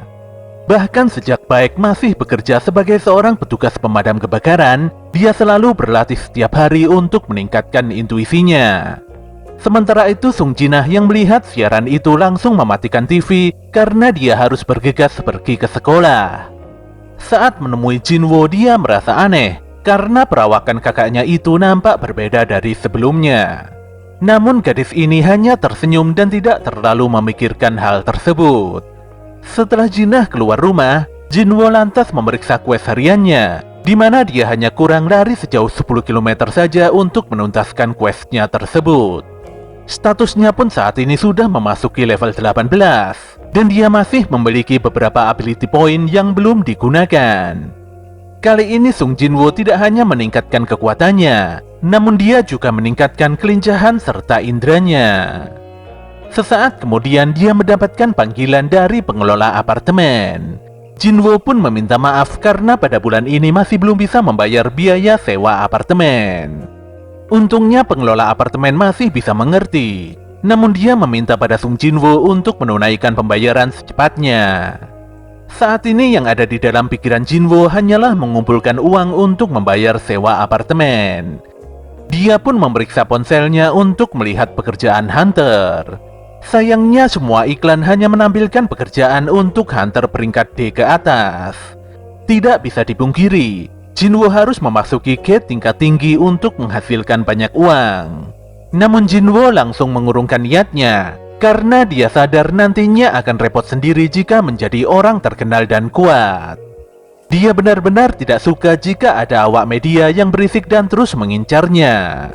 Namun tanpa disangka dia mendapatkan sebuah pesan dari sebuah guild untuk melakukan raid. Tanpa membuang waktu, Jinwoo langsung berlari ke TKP sambil menyelesaikan quest berlarinya. Sedetik kemudian, dia disapa oleh Hwang Dong-suk dan rekan-rekannya. Namun parahnya, anggota Hwang mengejek dan menertawakan Jinwoo dengan sebutan senjata terlemah umat manusia. Hal ini pun membuat Hwang langsung meminta maaf pada Jinwoo atas kelakuan buruk teman-temannya. Sung Jinwoo sendiri nampak santai karena dia sudah terbiasa dengan sebutan tersebut. Di sini Hwang meminta Jinwoo hadir hanya untuk menggenapkan jumlah rombongan hunter. Untuk bisa memasuki dungeon peringkat C, setidaknya diperlukan 8 orang hunter. Dan dikarenakan anggota party ini berperingkat C ke atas, maka Jinwoo tidak bisa ikut berburu serta tidak diberikan penghasilan dari batu sihir. Pun demikian, Huang berjanji akan mengubah Jinwo sebagai anggota tambahan dengan uang tunai sebesar 2 juta. Sung Jinwo lantas memeriksa status parti Huang Dongsuk, di mana memang mereka berperingkat C dan D. Jinwo pun mendapatkan tugas untuk membawa barang-barang yang berisi banyak peralatan dan perbekalan. Ketika Jinwo menanyakan mengapa parti ini tidak memiliki healer, Huang langsung menjawab dan memberikan alasan yang sangat masuk akal. Faktanya para healer memang begitu sulit direkrut untuk unit penyerang pribadi seperti partinya Huang. Walau agak cemas dan sedikit curiga, namun Jinwo tetap setuju dengan menandatangani kontrak yang diberikan Huang. Saat itu muncul seorang pemuda yang menyapa Jinwo dengan penuh semangat. Hunter kelas D ini bernama Yo Jinho, di mana dia juga dipanggil kemari untuk menggenapkan rombongan. Jinho pun menenangkan Jinwo, karena dia pasti akan melindungi Jinwo dengan segenap kekuatannya. Mereka semua pun mulai bersiap untuk melakukan raid. Walau gate di hadapan mereka sangat besar dan aneh, namun mereka tetap masuk karena gate ini telah dicek oleh tim penyelidik dari Asosiasi Hunter. Saat pertama kali memasuki gate, semuanya pun nampak bingung karena keadaan begitu gelap gulita. Huang pun meminta Zhou Yuhuan untuk membuat sihir sinar penerangan. Keadaan gua ini pun jadi mengingatkan Jinwo akan insiden kuil Kartenon. Mereka semuanya pun tiba di persimpangan jalan. Hingga saat ini tidak ada seekor monster pun yang datang mendekat. Jinwo sadar kalau para monster bukannya tidak ada, namun mereka masih bersembunyi. Dengan intuisinya, Jinwo mengingatkan semua orang kalau musuh yang datang adalah monster tipe serangga. Para hunter pun waspada setelah Sung Jinwo berkata kalau monster menyerang dari lubang atas. Monster yang diketahui bertipe semut ini langsung menyerang Huang Dongsuk yang telah mengeluarkan skill provokasi. Para monster pun dibantai habis setelah Yuhuan melemparkan skill ultimate-nya yang membakar para semut hingga tidak berdaya. Jinwo menilai kalau kerjasama party Huang Dongsuk cukup baik walau terkadang agak ngawur. Sementara Yo Jinho terbantu oleh persenjataan yang bagus meski minim sekali pengalaman. Walau demikian, entah mengapa Sung Jinwo merasa begitu jengkel. Kini semua monster semut telah dikalahkan. Semuanya pun begitu senang memanen batu sihir untuk dibawa pulang. Huang pun berterima kasih pada Jinwo karena peringatan Jinwo tadi telah menyelamatkan semua orang.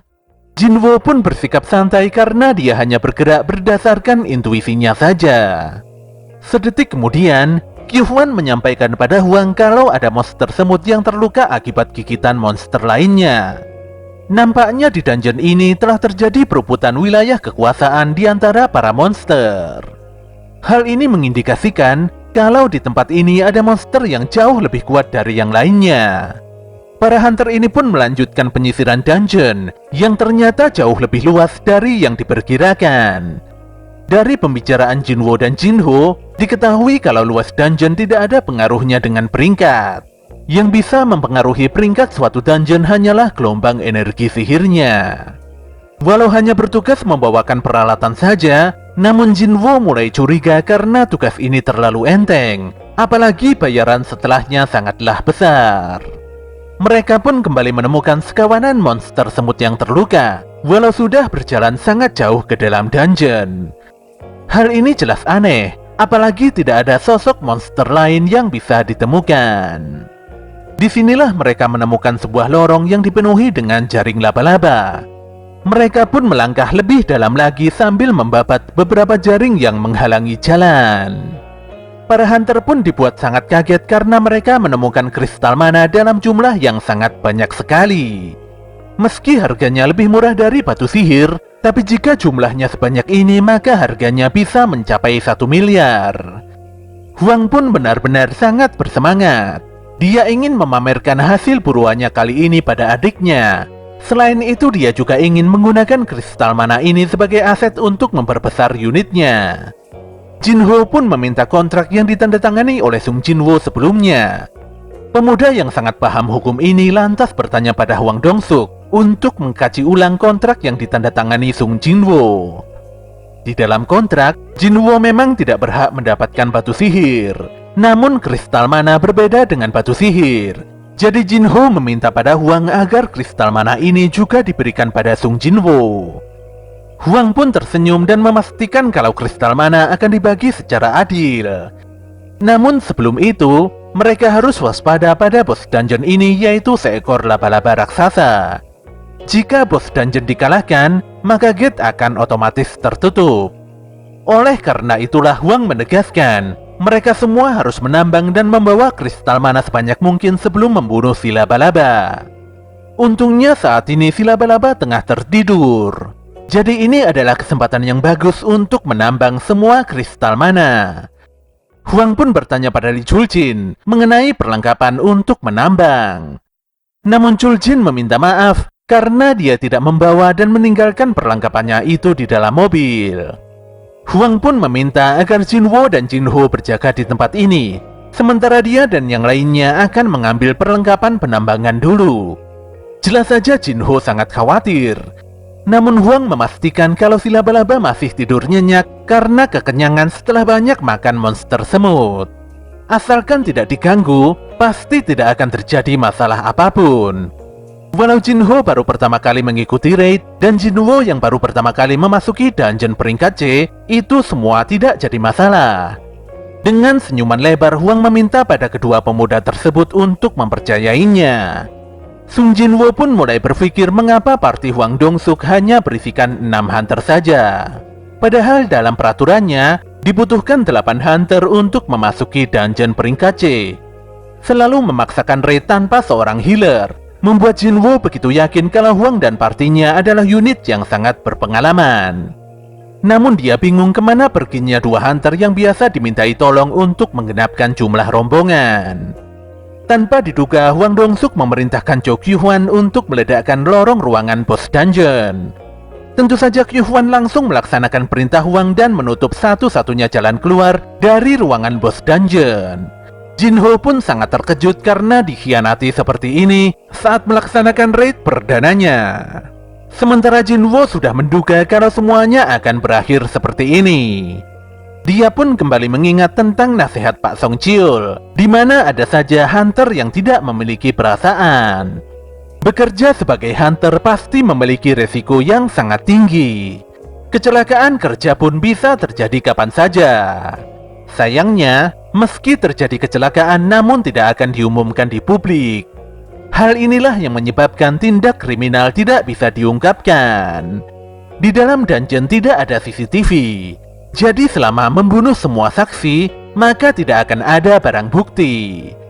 Hunter jahat tersebut memanfaatkan orang-orang yang lemah untuk menjadi umpan dan memancing musuh. Bahkan tak jarang mereka malah kabur dan meninggalkan hunter lemah itu di medan laga. Jinho pun menyesal karena telah mengungkit kontrak Sung Jinwo. Di sini sangat jelas kalau Huang dan partinya tidak berniat untuk membagi kristal mana dengan Jinho ataupun Jinwo. Ledakan sebelumnya membuat si laba-laba terbangun dan mengamuk. Jinho pun meminta Jinwo untuk berlindung di belakangnya. Namun Jinwo malah maju dan meminta Jinho untuk diam di tempatnya saja.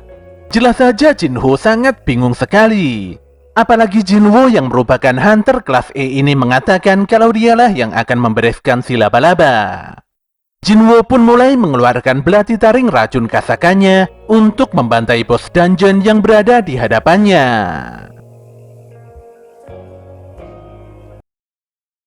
Sin pun memperlihatkan Huang Dongsuk dan partinya yang berjalan keluar dungeon. Salah seorang membernya pun bertanya, mengapa mereka tidak langsung saja membantai 2 hunter lemah tadi di dalam dungeon. Dongsuk pun menanggapi pertanyaan tersebut dengan begitu ketus. Karena jika bertarung di sana maka mereka akan membangunkan bos dungeon. Dengan bangkitnya bos dungeon itu, bisa dipastikan mereka akan sangat kesulitan dalam menambang serta mengangkut kristal mana. Menurut Dongsuk, hunter peringkat D yang tidak memiliki pengalaman raid dan hunter peringkat E super lemah mustahil mampu mengalahkan bos dungeon. Setelah monster laba-laba raksasa melahap kedua hunter tadi, dia pasti akan kembali tidur. Saat itulah Dongsuk berencana untuk mengangkut banyak kristal mana keluar melalui jalan kecil di langit-langit ruangan bos. Namun jika bos laba-laba itu tidak tertidur, maka mau tidak mau mereka harus mengalahkannya terlebih dahulu. Dongsuk pun menyinggung sosok Yo Jinho, di mana pemuda itu memiliki perlengkapan yang sangat mahal. Jika tidak bisa mengangkut kristal mana, maka Dongsuk memerintahkan anak buahnya untuk mengambil barang peninggalan Jinho. Yuhwan sangat yakin kalau saat ini monster laba-laba raksasa tengah mengamuk di dalam dungeon. Bahkan Dongsuk sendiri mengakui kalau dirinya tidak mungkin bisa mengalahkan bos dungeon itu. Dia pun begitu yakin kalau dua kroco di dalam dungeon tadi tidak mungkin bisa bertahan hidup walau mereka melawan dengan segenap kemampuan.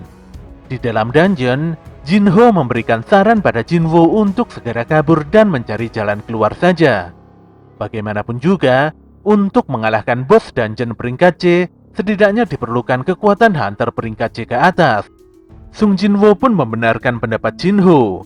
Walau dirinya mengalami kebangkitan kedua dan levelnya meningkat, namun Jinwo saat ini masihlah lemah. Dibandingkan dengan ular taring biru Kasaga dan golem, monster laba-laba di hadapannya ini pasti jauh lebih kuat. Tapi entah mengapa, Sung Jinwo sama sekali tidak merasa tertekan ataupun takut dalam menghadapi bos dungeon ini. Dia pun memulai perburuannya dengan melesat dan menyabetkan belatinya pada si laba-laba. Namun proses perburuan ini tidak semudah yang dibayangkan. Belati Kasaka Jinwo pun tidak banyak membantu, karena monster laba-laba ini memiliki lapisan kulit luar yang sangat keras. Serangan bos laba-laba juga sangat mengerikan. Jika saja Jinwo kena sekali serangan saja, dia pasti akan tewas di tempat. Pun demikian, pemuda ini tetap melancarkan berbagai serangannya. Yo Jinho pun sangat terkejut melihat pergerakan serangan Jinwo. Jinho yakin kalau hunter peringkat E tidak mungkin bisa bergerak selincah itu. Dia pun bertanya-tanya, siapakah hunter Sung Jinwo ini? Saat itulah Jinho merasa ngeri sendiri, karena Sung Jinwo mungkin adalah seorang pendaftar palsu. Dia pernah mendengar rumor, kalau ada beberapa hunter yang bisa mengontrol energi sihirnya ke tingkat minimal. Para hunter itu memang sengaja mendaftarkan diri ke peringkat yang paling rendah. Parahnya, kebanyakan dari para pendaftar palsu itu adalah orang yang punya hobi membantai. Jinho pun jadi benar-benar menyesali keputusannya pergi ke dalam dungeon. Sementara itu Sung Jinwo nampak kesal karena semua serangannya tidak membuahkan hasil sama sekali. Tingkat kelelahan yang dialaminya pun mulai menanjak. Dia pun ingin menyelesaikan pertarungan ini secepatnya sebelum keadaan semakin memburuk. Ketika dia melesat kembali, tanpa diduga si laba-laba memuntahkan cairan asam yang sangat kuat. Saking kerasnya, cairan itu mampu mengikis bebatuan dan lantai hingga berlubang. Jinwo sadar, situasi pasti akan semakin memburuk jika ini menjadi pertarungan jangka panjang. Dia pun langsung mengaktifkan skill dash atau lari cepatnya untuk mempersempit jarak serangan. Walau pergerakannya begitu cepat, tapi serangannya tetap saja meleset. Jinwo pun tidak ada pilihan selain terus menyerang tanpa henti. Namun pergerakan Jinwo seketika melambat, dikarenakan tingkat kelelahannya mencapai 70%. Hal ini pun membuat Jinwo disikat laba-laba hingga membentur lantai dan sulit sekali bergerak. Saat si laba-laba hendak membunuhnya, Jinwo teringat kalau dia memiliki bonus quest harian yang belum digunakan, yaitu full recovery atau pemulihan penuh. Bonus itu pun membuatnya berhasil menghindari pukulan mematikan si laba-laba. Tanpa membuang waktu, Jinwo langsung melompat dan menikam mata si laba-laba dengan belatinya. Serangan ini memberikan efek melumpuhkan dan pendarahan, di mana si laba-laba tidak bisa bergerak dan HP-nya semakin lama semakin menurun. Jinwo pun menikam mata si laba-laba berkali-kali hingga monster besar itu tewas begitu saja. Setelah berhasil mengalahkan bos dungeon ini, Sung Jinwo langsung level up sebanyak 2 kali. Dia lantas mendekati jasad monster laba-laba untuk mengambil batu sihirnya. Disinilah Yo Jinho semakin ketakutan. Dia sangat yakin kalau Jinwo adalah pendaftar palsu yang sebentar lagi akan membantainya. Untuk itulah dengan sukarela, Jinho akan membawakan semua peralatan dan memberikan minuman pada Sung Jinwo. Selain itu, dia meminta Jinwo beristirahat, sementara dirinya akan mendulang kristal mana. Perubahan sikap Jinho yang aneh membuat Jinwo sedikit bingung. Namun sedetik kemudian, Hwang Dong-suk dan partinya kembali muncul memasuki ruangan boss dungeon. Mereka nampak tidak terkejut saat melihat monster laba-laba mati. Mereka bahkan menyebut monster itu terlalu lemah karena bisa dikalahkan oleh hunter peringkat D. Tanpa rasa bersalah, Dong-suk pun memerintahkan Yu Jin-ho untuk membunuh Sung Jin-woo, sehingga setelahnya mereka semua bisa memonopoli semua hadiah yang ada. Membunuh anggota tambahan yang tidak berguna merupakan cara yang selama ini digunakan oleh Dong-suk untuk mendapatkan banyak uang. Jika Jin-ho mau menurut, maka Dong-suk akan mengangkatnya menjadi kaki tangan dan melepasnya. Di sini Dong-suk dan partinya mengira kalau Jin-ho lah yang mengalahkan bos dungeon karena pemuda ini memiliki perlengkapan bertarung yang sangat mahal. Namun Yu Jin-ho lebih memihak Sung Jin-woo. Fakta ini pun membuat Dong-suk dan kelompoknya terpaksa harus membunuh mereka. Dong-suk ingin membunuh Jin-woo terlebih dulu karena Jin-woo adalah hunter yang paling lemah. Ketika para pembunuh ini maju, tanpa diduga Sung Jin-woo mendapatkan notifikasi quest darurat. Dia pun sangat terkejut, dikarenakan tujuan utama dari quest ini adalah membunuh 6 orang hunter yang berniat mencelakainya. Seperti biasanya, jika Jin-woo tidak menyelesaikan quest ini, maka dia akan dikenai hukuman. Belum selesai rasa kagetnya, Jin-woo langsung diserang Ki-hwan dengan ledakan sihir. Sung Jin-woo pun terhempas hebat dan tidak berkutik. Yo Jin-ho pun dibuat sangat sedih dan marah ketika menyaksikan perbuatan keji Dong-suk dan partinya. Di dalam alam bawah sadarnya, Sung Jin-woo kembali menyadari kalau di dunia ini hanya orang yang paling kuatlah yang akan bertahan. Dia pun terus bertanya-tanya, mengapa dunia ini selalu dipenuhi dengan kekerasan, penipuan, serta pengkhianatan. Seketika itu juga notifikasinya berubah, di mana jika Sung Jin-woo tidak menyelesaikan quest daruratnya, maka jantungnya akan berhenti mendadak. Sepertinya saat ini sistem tengah memaksa Sung Jin-woo untuk melakukan pembunuhan. Jin-woo pun jadi berpikir kalau sistem ini juga membutuhkannya. Entah ini untuk kebaikan atau bahkan keburukan, namun faktanya sistem tidak menginginkan Jin-woo mati begitu saja. Dengan kata lain, baik player ataupun sistem, mereka saling membutuhkan dan saling memanfaatkan satu sama lain. Jin-ho pun cukup lega saat melihat Jin-woo bangkit kembali. Namun Jin-woo saat ini terlihat sangat serius. Dia lantas memperingatkan Dong-suk dan partinya tentang esensi dan konsekuensi menjadi hunter. Jika menjadi seorang hunter, berarti juga harus siap untuk menjadi mangsa yang diburu. Jelas saja Dong-suk dan partinya agak bingung dengan pernyataan Sung Jin-woo. Saat itu anak buah Dong-suk yang bernama Juntai maju. Dia pun merangkul Sung Jin-woo dan menegaskan posisi Jin-woo yang merupakan senjata terlemah umat manusia. Namun tanpa diduga kepala Juntai putus seketika setelah Jin-woo mengayunkan belatinya di leher lelaki bersirah tersebut. Semua orang pun sangat terkejut, bagaimana bisa Sung Jin-woo memiliki belati rahasia di tangannya. Sekalipun lengah, tapi Juntai adalah hunter peringkat D yang seharusnya tidak bisa dikalahkan dengan mudah oleh hunter kelas E. Jin-woo sendiri cukup sadar kalau dia telah membunuh seseorang. Namun ini tetap harus dilakukan agar dia tidak terkena penalti dan dibunuh sistem. Kali ini dia tidak akan mundur karena yang kuat pasti akan bertahan. Semua anak buah Dong-suk pun mulai menyerang Jin-woo. Namun semua serangan mereka bisa dimentahkan dengan mudah oleh Sung Jin-woo. Jin-woo pun menusuk 2 hunter dengan belatinya. Ketika 2 orang itu hendak menyerang kembali, tanpa diduga mereka langsung muntah darah karena efek racun belati Kasaka. Untuk meringankan rasa sakitnya, Jin-woo langsung menebas keduanya hingga tewas di tempat. Ki-hwan dan seorang hunter pemanah juga dihabisi Sung Jin-woo dengan sangat cepat. Kini 5 orang telah berhasil dieksekusi, dan hanya menyisakan Hwang Dong-suk seorang. Jin-ho sendiri sangat kaget melihat kekuatan Sung Jin-woo yang sangat tidak masuk akal. Menurutnya, Jin-woo semakin bertambah kuat dibandingkan saat bertarung melawan bos dungeon sebelumnya. Jelas saja Dong-suk sangat terperanjat setelah melihat Sung Jin-woo yang bisa menghabisi unitnya dalam sekejap mata. Kini Dong-suk pun sadar bahwa yang mengalahkan bos dungeon bukanlah Yu Jin-ho, melainkan Sung Jin-woo. Walaupun peringkat C, namun Dong-suk sangat berbeda dengan rekan-rekannya. Dia pun meledakkan seluruh skill penguatnya untuk bertarung melawan Jin-woo. Dong-suk mengira kalau Jin-woo pasti sangat kelelahan setelah bertarung melawan bos dungeon dan 5 anak buahnya. Selain itu, Dongsuk sangat yakin belati Jinwo tidak akan bisa melukainya karena saat ini tubuhnya sekuat baja setelah menggunakan skill penguat. Ketika Dongsuk menyerang, tanpa disadari Jinwo telah mencengkram wajahnya.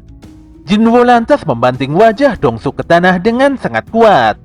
Pemuda ini lantas berkata, kalau levelnya selalu meningkat tanpa henti, dan ini merupakan mimpi buruk bagi Hwang Dongsuk.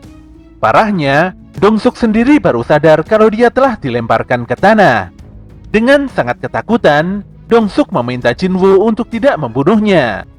Dia akan memberikan Jinwo sejumlah uang dan batu sihir, serta seluruh kristal mana yang ada di tempat ini. Namun Jinwo tidak peduli dengan permintaan Dongsuk. Apalagi sebelumnya Dongsuk mencoba membunuhnya sebanyak 3 kali. Merasa tidak bisa menghentikan Jinwo, Hwang Dongsuk malah mengumpat dan mengancam akan melaporkan Sung Jinwo pada adiknya. Namun belum selesai berbicara, Jinwo langsung memenggal kepala Dongsuk hingga terlepas dari tubuhnya. Insiden yang begitu sadis ini tak ayal membuat Jinho langsung mual dan muntah. Jinwo pun mengajak Jinho segera keluar dari tempat ini, dikarenakan dinding dungeon mulai hancur setelah dikalahkannya bos monster laba-laba. Setelah menyelesaikan quest darurat, Jinwo mendapatkan 3 hadiah penting, di mana salah satunya adalah skill niat membunuh. Dengan menggunakan skill ini, Jinwo bisa memunculkan aura kuat yang membuat para musuh menjadi panik dalam waktu semenit. Sayangnya skill ini membuat seluruh poin kemampuannya berkurang hingga 50%. Ketika di luar gate, seorang gadis berkacamata nampak menginterogasi Jinwo dan Jinho, karena hanya mereka berdualah yang berhasil selamat dari raid. Gadis ini pun memperhatikan perlengkapan Hunter Jinho dengan begitu jeli. Dia cukup paham kalau pedang Karyon milik Jinho adalah item mahal yang baru saja dijual.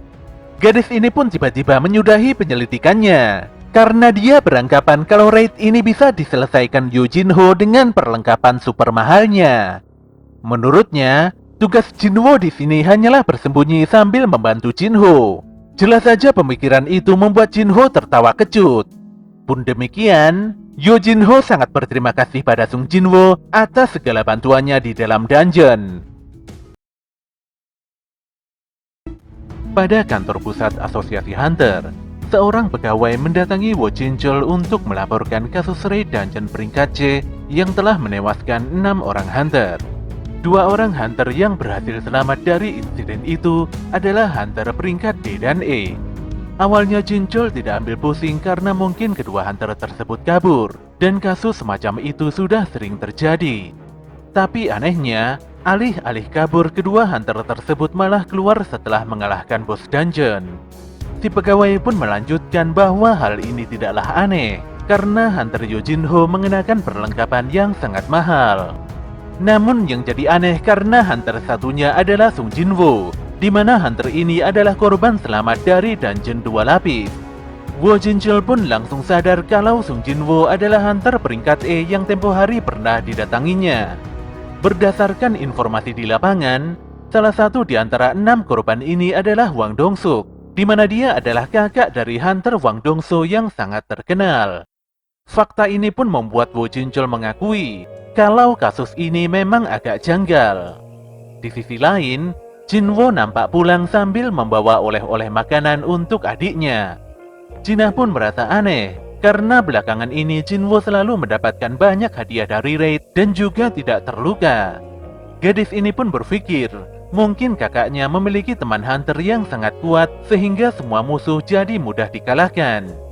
Jinwo pun hanya mengiyakan pendapat Jinah, walau faktanya tidak seperti itu.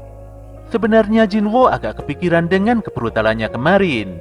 Namun Jinwo berusaha menepiskan pemikiran itu karena dia harus berjuang demi keluarga, dan yang lebih penting dari itu semua dia tidak sampai tewas. Beberapa saat kemudian, Jinah memberitahukan pada Jinwo kalau ada seorang lelaki yang bernama Yo Jinho menelpon. Pada sore itu juga, Sung Jinwo menemui Yo Jinho di sebuah kafe. Jinho pun meminta maaf karena tiba-tiba memanggil Jinwo. Pemuda ini mengungkapkan rasa bahagianya karena Sung Jinwo pernah menyelamatkan nyawanya.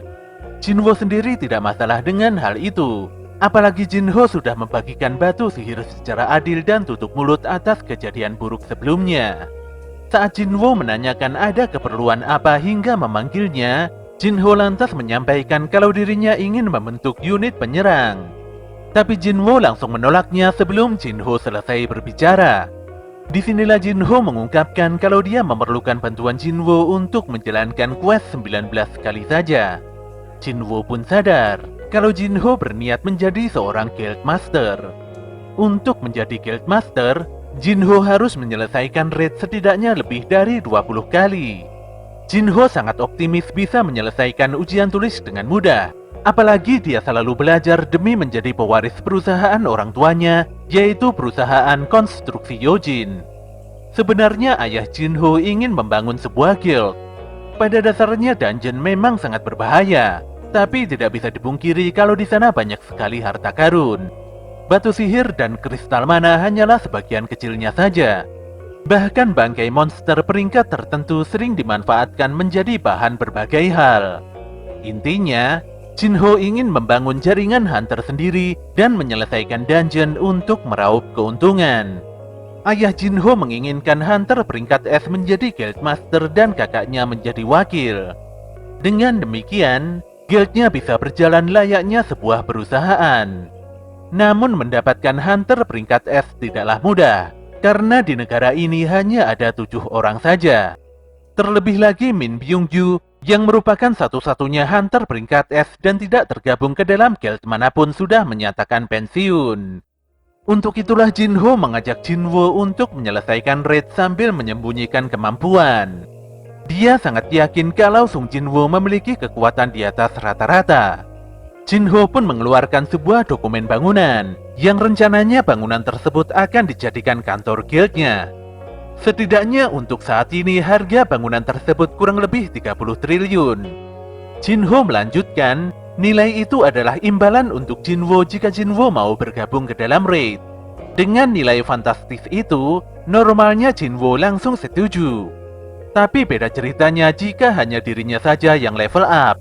Jika terus bertambah kuat, suatu hari nanti Jinwoo pasti bisa menjadi peringkat S atau mungkin lebih dari itu. Namun sebelum mengetahui efek level up pada dirinya, Jinwoo merasa kalau bekerja sama dengan orang lain itu terlalu beresiko. Dia pun meminta maaf dan mengembalikan dokumen Jinho begitu saja. Namun Jinho menegaskan jika Jinwoo mau bekerja sama, maka dia akan merahasiakan kemampuan Jinwoo seumur hidupnya. Sayangnya Jinwoo tidak peduli dan tetap pergi hingga membuat Yoo Jinho benar-benar sangat frustasi. Sementara itu di Amerika, Hwang Dong-so meminta dokumen pada sekretarisnya yang bernama Laura tentang profil 2 hunter yang berhasil selamat dari dungeon peringkat C. Dong-so sangat yakin kalau kakaknya atau si Hwang Dong-suk telah dibunuh. Dia lantas meminta pendapat Laura, apa akibatnya jika dia membunuh orang di luar negeri. Walau sedikit kaget, Laura menjelaskan jika Dong-so melakukan tindakan kriminal, maka dia akan dihukum berdasarkan aturan negara tersebut. Tapi jika bisa bernegosiasi dengan pemerintah, maka Dong-so bisa mendapatkan keringanan. Setelah melihat profil Sung Jinwoo dan Yoo Jinho, Dong-so pun meminta Laura untuk mengatur ulang jadwalnya. Dengan muka menyeringai, Dong-so berharap kedua hunter tadi masih hidup hingga dia tiba di Korea. Pada keesokan harinya, Jinah ikut lari pagi bersama Sung Jinwoo. Namun di tengah jalan, Jinwoo langsung tancap gas dan meninggalkan Jinah jauh di belakang. Jinwoo pun berhasil menyelesaikan quest hariannya, namun dia agak aneh karena larinya mencapai 11 km. Dia pun melakukan push up dan memastikan kalau angka itu masih bisa bertambah. Hal ini membuatnya melakukan olahraga kembali, dan setelahnya dia menemukan bahwa angka quest tersebut berhenti setelah nilainya mencapai 2 kali lipat. Saat itu juga quest hariannya tiba-tiba berubah menjadi quest rahasia. Jinwoo pun mendapatkan hadiah random box dan langsung mengambil box terberkati. Setelah box dibuka, Jinwoo mendapatkan sebuah kunci untuk membuka dungeon Kastel Iblis. Dia pun agak kaget karena tingkat kesulitan dungeon ini adalah S. Namun yang membuatnya sangat bersemangat, di dalam dungeon tersebut dia bisa mendapatkan formula untuk membuat eliksir kehidupan. Item itu merupakan sihir terkuat yang mampu menyembuhkan berbagai macam penyakit. Jinwoo pun menjenguk ibunya di rumah sakit. Jika memang eliksir kehidupan bisa menyembuhkan ibunya, maka sudah jelas Jinwo harus mendapatkan item penting itu. Tanpa membuang waktu, Jinwo langsung menuju Daesung Tower dan membuka gate peringkat es dengan kunci yang didapatkannya tadi. Di dalam dungeon, terhampar pemandangan dunia yang hancur dan penuh dengan api membara. Sebenarnya Jinwo agak merinding. Jika nanti kondisinya sangat berbahaya, dia berencana kabur menggunakan batu teleportasi. Tanpa diduga seekor monster anjing besar berkepala 3 mengaum keras di hadapannya. Dia adalah monster penjaga pintu gerbang neraka, yaitu Cerberus. Walau sangat menakutkan, namun Jinwo tidak gentar sama sekali. Pokoknya dia harus menjadi semakin kuat dan terus meningkatkan levelnya. Setelah mengaktifkan Title Wolf Assassin dan skill dash-nya, Jinwo langsung melesat untuk menyerang Cerberus. Sayangnya semua sabetan Jinwo hanya sedikit menggores tubuh Cerberus. Parahnya, skill niat membunuh Jinwo berhasil dipatahkan dengan mudah hanya dengan sekali auman saja. Bahkan tusukan belati Kasaka yang bisa memberikan efek perlumpuhan dan pendarahan juga benar-benar tidak berguna. Jinwo pun memekik kesakitan ketika Cerberus menggigit dan memakan tangan kirinya.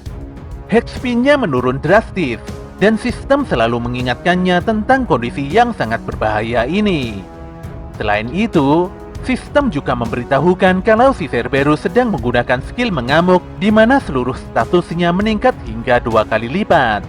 Jinwo pun tidak bisa menghindari serangan Cerberus yang sangat amat cepat. Oleh karena itulah dia langsung menggunakan recovery penuhnya dan menusukkan belatinya tepat di mata monster itu. Walau belatinya bisa menembus mata Cerberus, namun Jinwo tidak bisa berbuat banyak karena monster ini seakan tidak merasakan serangan tersebut. Ketika HP Jinwo menurun hingga 30%, sistem secara otomatis mengaktifkan willpower yang membuat damage-nya berkurang hingga minus 50%. Dia pun mengecoh Cerberus dan menggunakan kesempatan yang ada untuk bersembunyi. Hingga saat ini, sistem terus memberikan peringatan agar Sung Jinwo tidak mati. Setidaknya, Jinwo harus bisa bertahan dari amukan Cerberus selama 3 menit. Namun hal tersebut sangatlah sulit. Ditambah lagi dia harus kehilangan batu teleportasi ketika Cerberus kembali menyerangnya. Jinwo pun tidak ada pilihan lain selain kabur dan bersembunyi lagi. Tapi dia tiba-tiba teringat kalau di sistem toko menjual item yang salah satunya adalah potion penyembuhan. Dia pun membeli dan menggunakan potion tersebut walau HP-nya hanya bertambah sedikit saja. Dia juga meminum kelenjar berbisa Kasaka yang membuat damage-nya berkurang sebanyak minus 20%. Namun si Cerberus telah mengedus posisi Jinwo dan kembali menyerang. Lagi-lagi Sung Jinwo menerima serangan fatal. Sedetik kemudian, sistem memberikan notifikasi kalau efek skill mengamuk Cerberus telah habis. Saat itu juga Cerberus menjerit kesakitan karena efek serangan belati Sung Jinwo sebelumnya baru dirasakannya. Jinwo pun memanfaatkan momen tersebut untuk menyerang Cerberus. Berbagai tebasan dan tusukan dilancarkannya dengan sangat cepat. Namun Cerberus tidak tinggal diam. Monster ini lantas menyerang Sung Jinwo hingga terhempas ke udara serta menggigitnya. Hal ini pun membuat HP Jinwo sangat menipis dan dia benar-benar tidak berdaya. Tapi dia tidak mau menyerah dan mati konyol di tempat ini. Dia pun menusukkan belati kasakannya berulang kali ke mata Cerberus dengan sangat brutal. Walau Cerberus berusaha melepaskan dan menabrakkan Jinwo ke puing bangunan, namun semua itu tidak ada gunanya. Alhasil, pada akhirnya monster besar ini pun tewas di tempat. Darahnya semburat bak air hujan yang bisa memadamkan api membara di area pertempuran. Dengan dikalahkannya Cerberus, semua luka Jinwo langsung sembuh seketika dan dia juga level up hingga 5 kali. Dia lantas mendapatkan kunci pintu kastel iblis dan beberapa item penting lainnya. Selain itu, dia juga mendapatkan formula untuk meramu eliksir kehidupan. Nampaknya diperlukan 3 item penting untuk meramu eliksir kehidupan. Tentu saja semua item tersebut harus didapatkannya di dalam kastel iblis. Saat ini Sung Jinwo tidak mungkin memasuki kastel iblis. Jika memaksakan diri, dia pasti akan mati. Namun yang pasti, dia akan kembali dan menaklukkan dungeon mengerikan ini dalam waktu dekat. Pada keesokan paginya, Sung Jinwoo terlihat menjenguk ibunya di rumah sakit. Dia kepikiran tentang eliksir kehidupan, di mana item tersebut bisa menyembuhkan berbagai macam penyakit dengan sihir yang sangat kuat. Jika bisa mendapatkan obat tersebut, penyakit tidur abadi ibunya mungkin bisa disembuhkan. Dibutuhkan 3 item untuk meramu eliksir kehidupan. Saat ini ketika item itu memang belum bisa didapatkannya. Kendati demikian, dia tahu di mana menemukan item-item tersebut.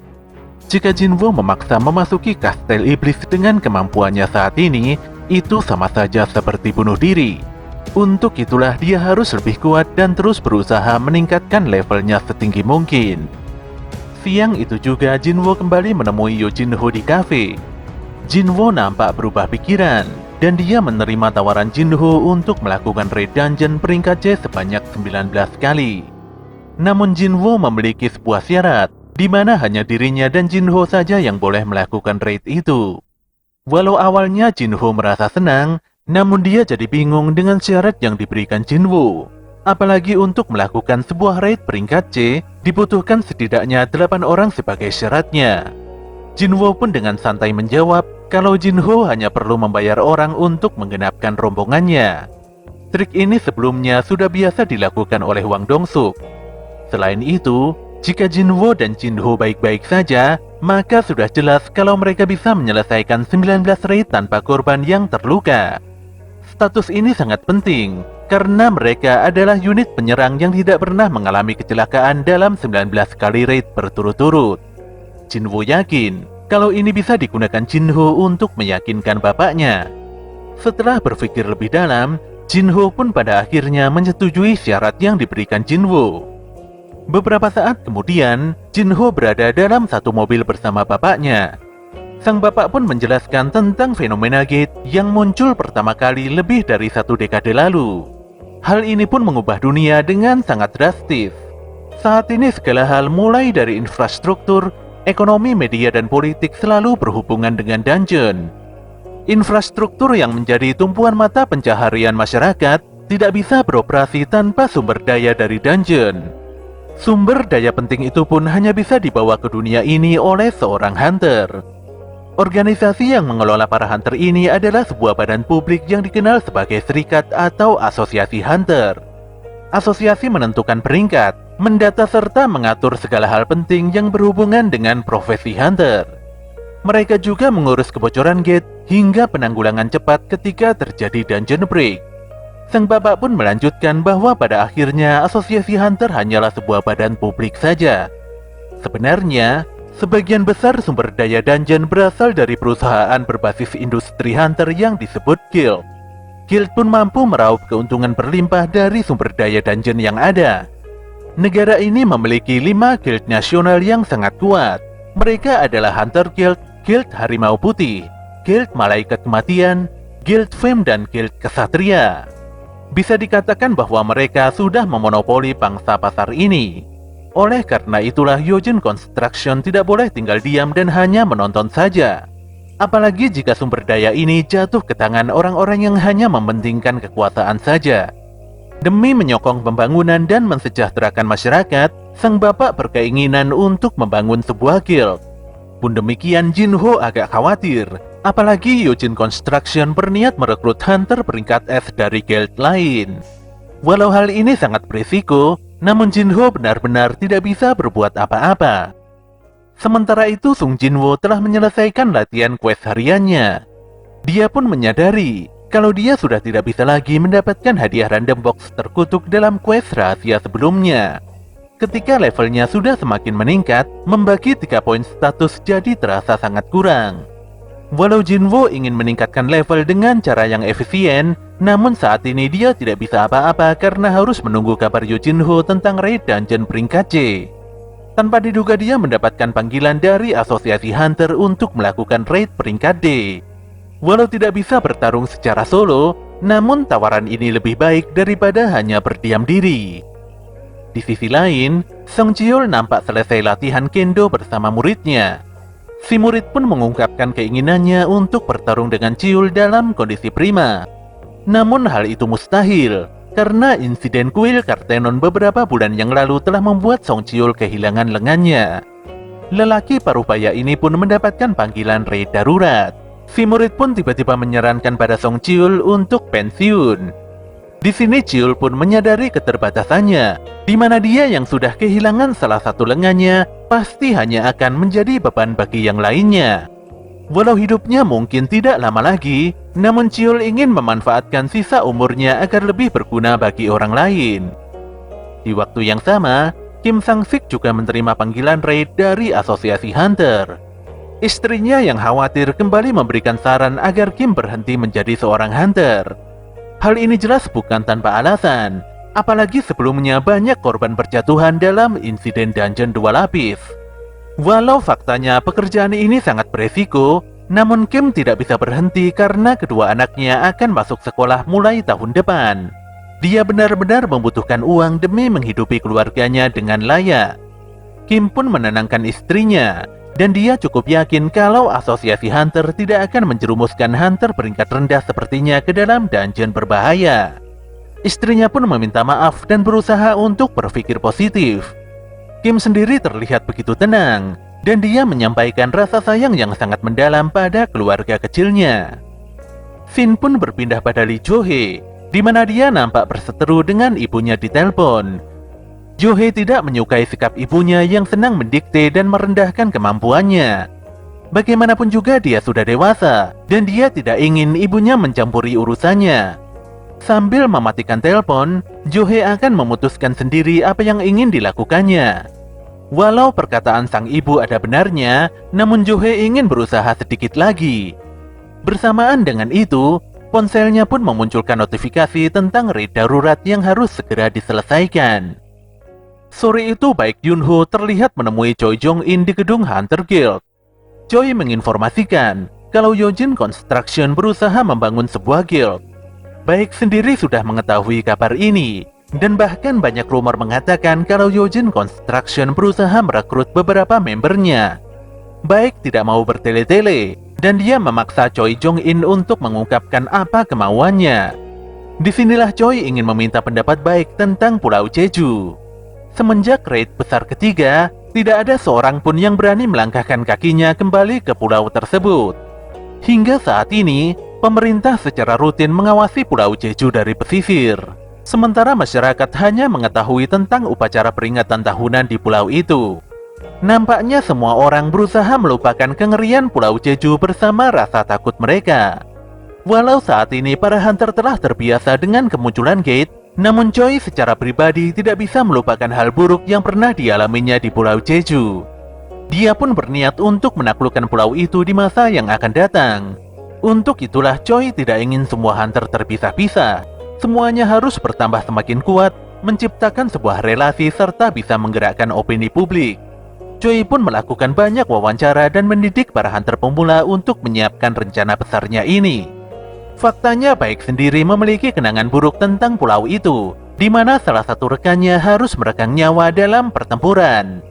Sesaat kemudian, seorang gadis bernama Cha Hae-in terlihat memasuki ruangan Choi. Gadis yang merupakan hunter peringkat S ini menyampaikan bahwa ada seorang manajer personel departemen dari perusahaan Yojin Construction yang berusaha merekrutnya untuk menjadi guildmaster. Namun dengan tegas Hae-in menolak tawaran itu, dan tentu saja hal ini membuat Choi Jong-in merasa tenang. Pagi itu Sung Jin-woo nampak mempersiapkan diri untuk menjalankan raid. Dia pun berpamitan pada adiknya dan segera pergi menuju titik pertemuan. Tanpa disangka di tengah jalan dia bertemu kembali dengan Pak Song Chiul. Song Chiul pun sangat senang bisa berjumpa kembali dengan Sung Jin-woo. Dia benar-benar tidak menyangka dengan perubahan fisik Sung Jin-woo yang sangat drastis. Selain itu dia juga kaget. Bagaimana bisa kaki Jin-woo terlihat normal setelah pertempuran mengerikan di kuil Kartenon? Chiul pun berasumsi kalau mungkin ada healer peringkat S yang segera datang menolong Jin-woo. Jin-woo pun agak bingung dan sedikit cengengesan menanggapi pertanyaan Song Chiul. Namun apapun itu, Chiul sangat bersyukur melihat kondisi Jin-woo yang sehat dan baik-baik saja. Lelaki ini juga sudah menerima takdir tentang kondisi lengannya yang tidak bisa diselamatkan. Keduanya pun berjalan bersama dan mulai memasuki TKP dungeon peringkat D. Tanpa disangka mereka bertemu kembali dengan survivor kuil Kartenon sebelumnya, yaitu Lee Jo-hee, Kim Sang-sik, dan Kang Jun-ho. Seketika itu juga Kim dan Jung-ho langsung memalingkan wajahnya. Nampaknya mereka sangat malu dengan Sung Jin-woo. Bagaimana tidak, sebelumnya mereka semua kabur menyelamatkan diri dari kuil Kartenon dan meninggalkan Sung Jin-woo bertaruh nyawa sendirian. Kim pasti lebih berat hati bertemu, apalagi sebelumnya dia nyaris menjadikan Song Cheol sebagai tumbal. Jo-hee pun begitu pangling dengan sosok Jin-woo, di mana penampilan pemuda ini benar-benar berbeda dari sebelumnya. Tanpa diduga sebuah mobil van datang dengan membawa 3 orang narapidana. Para napi yang merupakan hunter ini pun mendapatkan penjelasan secara khusus dari Kang Tae-sik yang merupakan pengawas dari asosiasi hunter. Tak ayal fakta ini pun membuat Cheol protes, karena asosiasi hunter memaksa mereka bertarung dengan para kriminal. Gadis investigator pun menjelaskan bahwa ketiga hunter kriminal itu datang membantu untuk mengurangi masa hukuman mereka. Oleh karena itulah mereka pasti tidak akan berbuat macam-macam. Asosiasi pun meminta pengertian semua orang, karena hunter di area ini tidak banyak dan sangat terbatas. Selain itu, Kang Tae-sik juga ikut operasi ini sembari mengawasi pergerakan para kriminal. Tae-sik adalah hunter peringkat B. Jika sampai terjadi hal yang tidak diinginkan, Tae-sik dipastikan bisa menahan 3 napi peringkat C itu seorang diri. Jin-woo pun meminta Jo-hee tidak mengikuti raid karena pemuda ini memiliki firasat yang sangat buruk.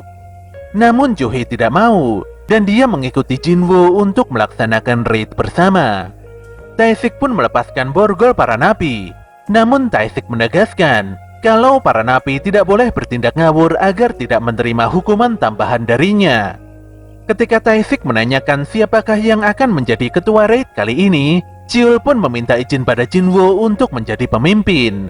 Tentu saja Jin-woo langsung menyetujuinya. Cheol pun berterima kasih dan menundukkan kepalanya di hadapan Jin-woo. Dia merasa bertanggung jawab pada 7 nyawa yang hilang dalam raid sebelumnya. Sebagai seorang leader, Cheol harus melindungi semua membernya. Namun berkat pengorbanan Sung Jin-woo, 6 orang berhasil kembali dengan selamat. Untuk mewakili semua orang yang ada, Cheol lantas menghaturkan rasa terima kasih yang sangat mendalam dari lubuk hatinya pada Sung Jin-woo. Sedetik kemudian, Cheol pun memberikan komando pada semua membernya agar segera bersiap dan memasuki dungeon. Di dalam dungeon, para napi terlihat mengamuk dan menghabisi para goblin dengan begitu brutal. Namun sihir api Song Cheol juga tidak kalah menyeramkan. Melihat pergerakan Sung Jin-woo, Cheol pun menyadari kalau pemuda itu bertambah lebih kuat. Walau Jin-woo terlihat selalu menutupi kemampuannya, namun Cheol sudah tahu kalau Jin-woo memiliki aura yang sangat berbeda dari sebelumnya. Selain penampilan fisiknya yang berubah, Cheol juga bisa merasakan kalau Jin-woo lebih santai dalam menghadapi sesuatu. Selain itu, Lee Jo-hee juga merasa aneh setelah melihat Jin-woo yang masih belum terluka sama sekali hari ini. Oleh karena itulah dia berharap tidak bekerja ekstra lagi untuk menyembuhkan Jin-woo. Mereka semua pun kembali melanjutkan perjalanan untuk memasuki dungeon lebih dalam lagi. Ternyata jalan di depan bercabang menjadi 3 bagian. Kang Tae-sik pun menyarankan agar semuanya berpencar menjadi 3 tim, karena dia yakin kalau tingkat kesulitan dungeon ini lebih rendah. Walau mungkin resikonya bertambah, namun setidaknya raid ini bisa diselesaikan lebih cepat. Pak Cheol pun menyetujui saran Tae-sik. Tae-sik dan para napi akan memasuki jalan di kanan. Dia pun berpesan agar semuanya segera mengabari jika menemukan lokasi ruangan bos. Jin-woo yang telah meningkatkan status indranya pun sadar kalau lokasi bos ada di jalan sebelah kiri. Untuk itulah dia mengajak Cheol dan Jo-hee melewati jalan tersebut. Sementara Kim Sang-sik dan Kang Jo-ho akan memasuki jalan yang tengah. Di dalam perjalanannya, Kim mengalahkan beberapa goblin dengan sangat mudah. Jung-ho pun berharap raid ini bisa diselesaikan tanpa masalah. Kehadiran Sung Jin-woo yang merupakan senjata terlemah umat manusia membuat Kim begitu yakin kalau dungeon ini berperingkat rendah. Namun justru disinilah Kim memutuskan untuk meminta maaf pada Sung Jin-woo setelah menyelesaikan raid ini. Jung-ho pun agak terkejut dengan pernyataan Kim Sang-sik. Kim benar-benar tidak tenang dan merasa sangat bersalah. Apalagi sebagai seorang hunter, dia malah kabur dan meninggalkan Jinwo bertarung seorang diri. Walau dia harus bertahan hidup demi keluarga, namun tindakannya yang menelantarkan Sung Jinwo tidak bisa dibenarkan. Jika masih ingin diakui sebagai seorang hunter, maka dia dan Jeong Ho harus meminta maaf dan mengakui kesalahan. Walau Jeong Ho agak pesimis kalau Jinwo mau memaafkan, namun Kim akan tetap meminta maaf. Sementara itu di jalur tengah, para napi tetap mengamuk dan membantai para goblin dengan begitu sadis. Tae-sik pun bertanya pada para napi, bagaimana jika lawan yang mereka hadapi adalah manusia? Apakah mereka akan tetap membantai para manusia itu? Para napi pun berkata kalau monster dan manusia tidak ada bedanya. Scene pun kembali beberapa waktu yang lalu, di mana saat itu Kang Tae-sik bertemu dengan seorang bapak tidak dikenal. Ternyata si bapak ini adalah orang tua dari seorang gadis yang telah diperkosa oleh 3 napi sebelumnya. Setelah insiden itu, putrinya pun langsung gantung diri. Sementara itu, istrinya harus dirawat di rumah sakit karena mengalami syok yang sangat berat. Si bapak benar-benar tidak terima, karena sebentar lagi para napi pemerkosa akan bebas dari penjara, dan seolah-olah tidak pernah terjadi apa-apa. Kekesalan si bapak semakin memuncak setelah mengetahui kalau para napi memiliki lisensi hunter. Jika mereka mengikuti raid, maka pemerintah akan memberikan keringanan hukuman. Tentu saja hal ini tidak adil, apalagi putrinya tidak akan pernah hidup kembali.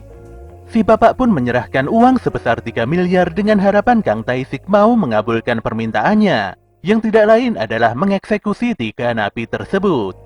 Adegan pun berpindah pada Kim dan Jeong Ho, di mana mereka terus menyusuri jalan yang berkelok-kelok.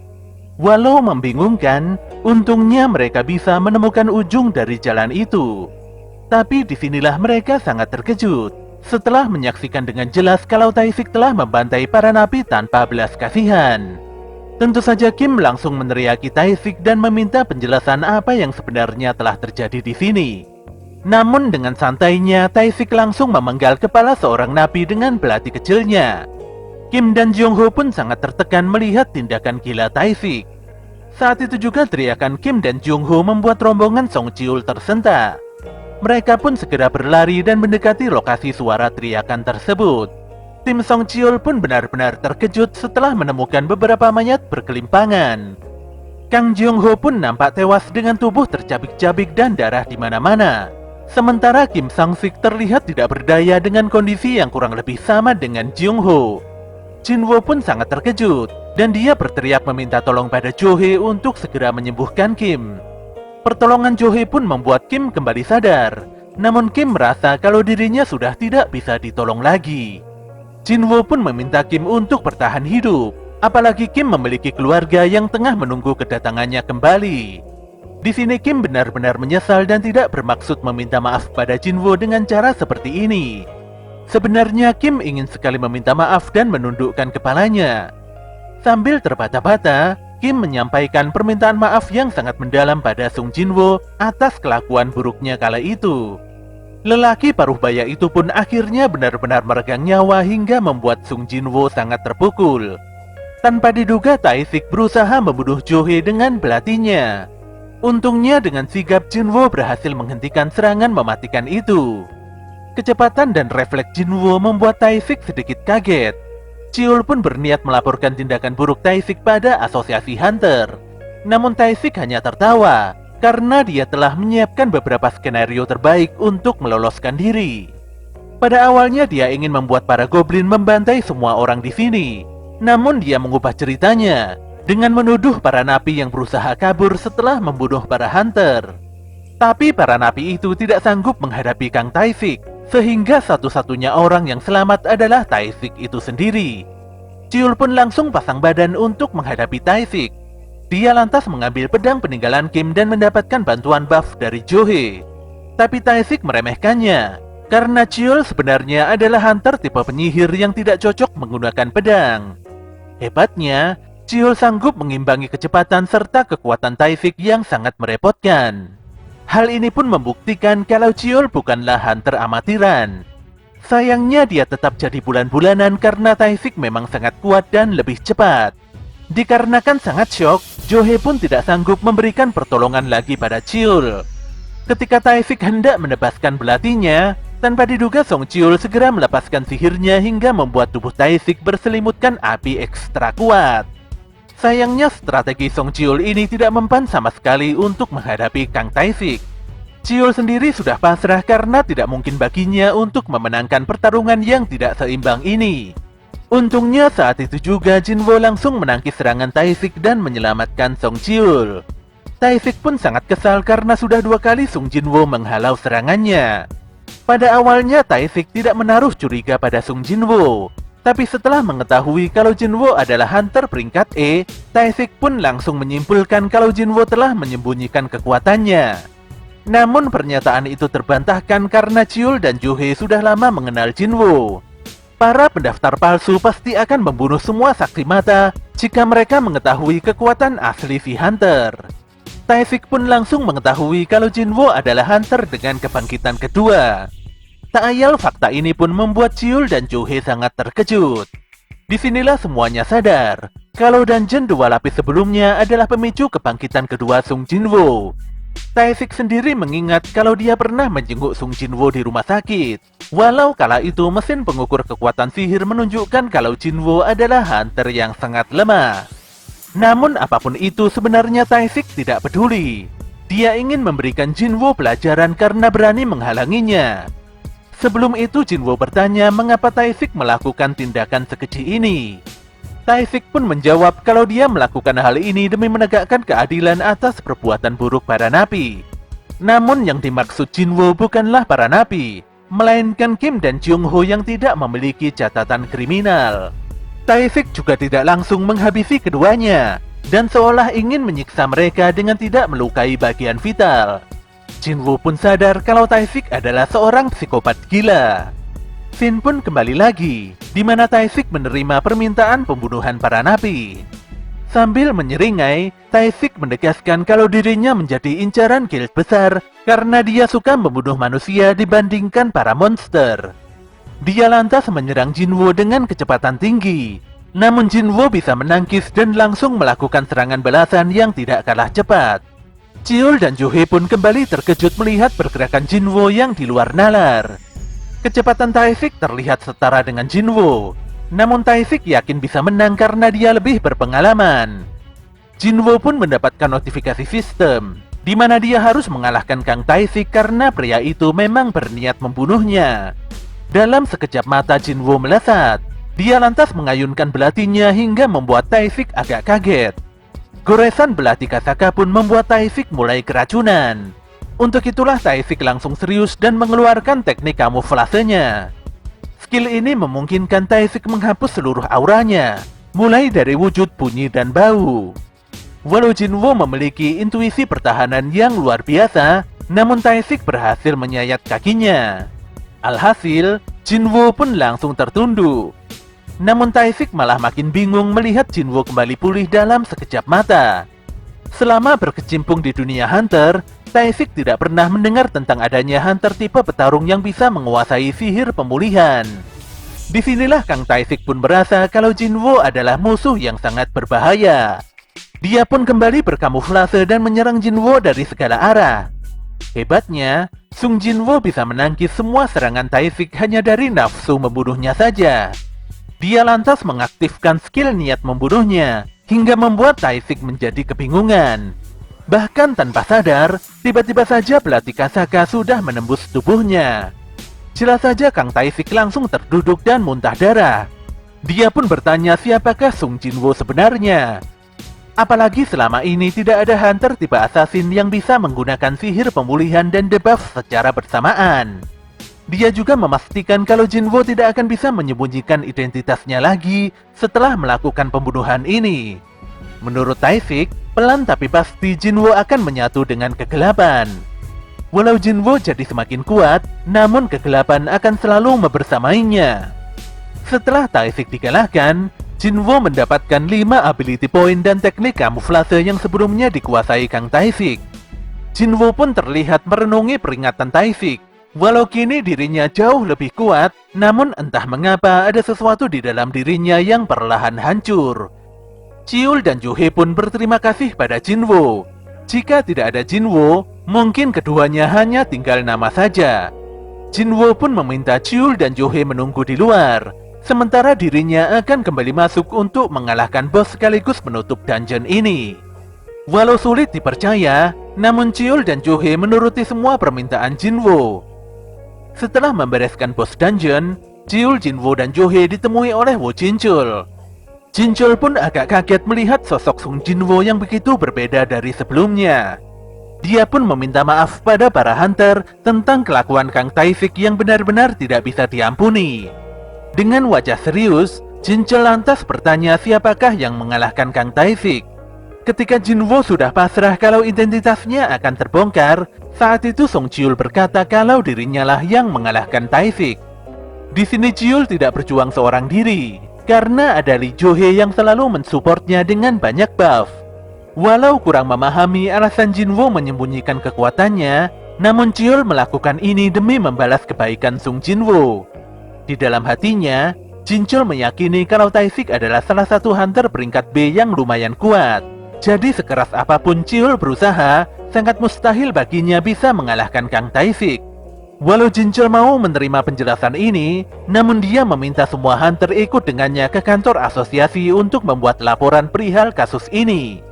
3 jam setelahnya, si bapak yang meminta Taifik membunuh para napi nampak menyerahkan diri ke pihak berwajib. Dia juga membuktikan kalau para hunter yang berjuang sebelumnya hanyalah melakukan pembelaan diri saja.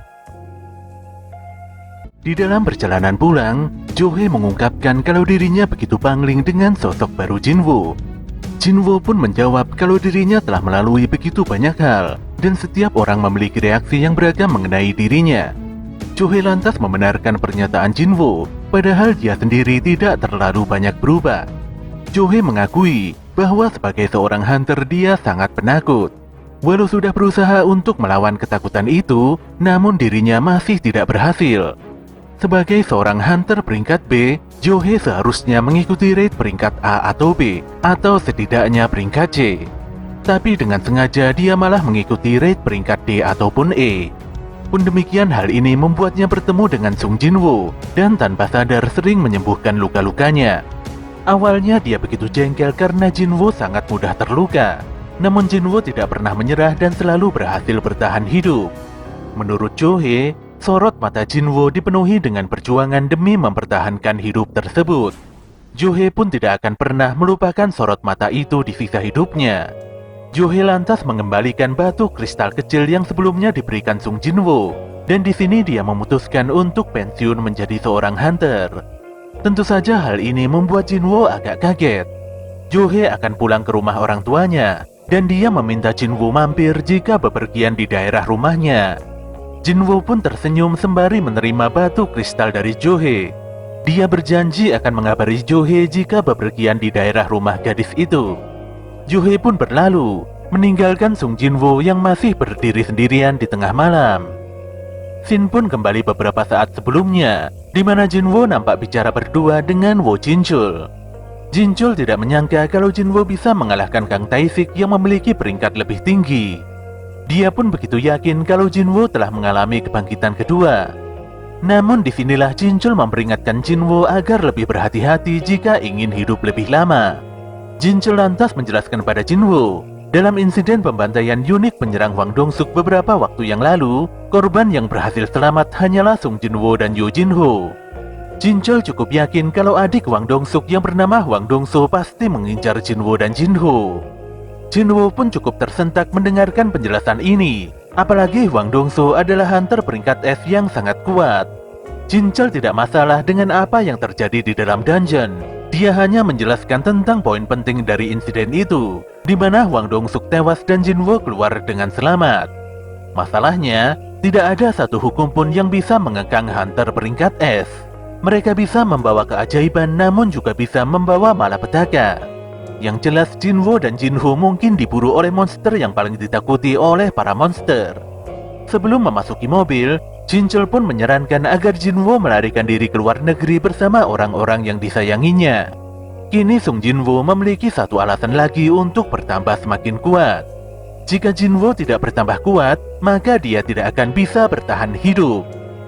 Beberapa hari kemudian, Jinwo sedikit bingung melihat beberapa hunter kelas rendahan yang dikumpulkan Yo Jinho. Ternyata mereka semua adalah anggota unit penyerang yang telah disiapkan Jinho agar mereka bisa melakukan raid peringkat C. Walau di antara mereka ada seorang pemabuk, orang sakit, dan gadis SMA, tapi mereka semua memiliki lisensi hunter. Si gadis SMA yang bernama Hang Sonji pun protes karena merasa diremehkan Sung Jinwo. Namun dia langsung diam seketika ketika Jinwo menanyakan tentang pengalaman raidnya. Faktanya, Han Song-yi tidak pernah melakukan raid, ditambah lagi dia hanyalah hunter peringkat E. Jinwo pun tidak mempermasalahkan hal itu, karena yang boleh memasuki gate ini adalah dia dan Jinho saja. Ternyata Song-yi ini adalah teman sekelas Sung Jinah. Jinah pun menyadari kalau Song-yi hari ini sengaja membolos dan meninggalkan kegiatan sekolahnya. Jinho membayar semua hunter di sini sebesar 3 juta untuk setiap kali raid, dan tugas para hunter hanyalah menunggu di luar gate saja. Mereka tidak boleh menceritakan hal ini pada orang lain. Jika sampai membocorkan informasi ini, maka pelaku akan didenda 10 kali lipat dari nilai kontrak yang telah ditetapkan.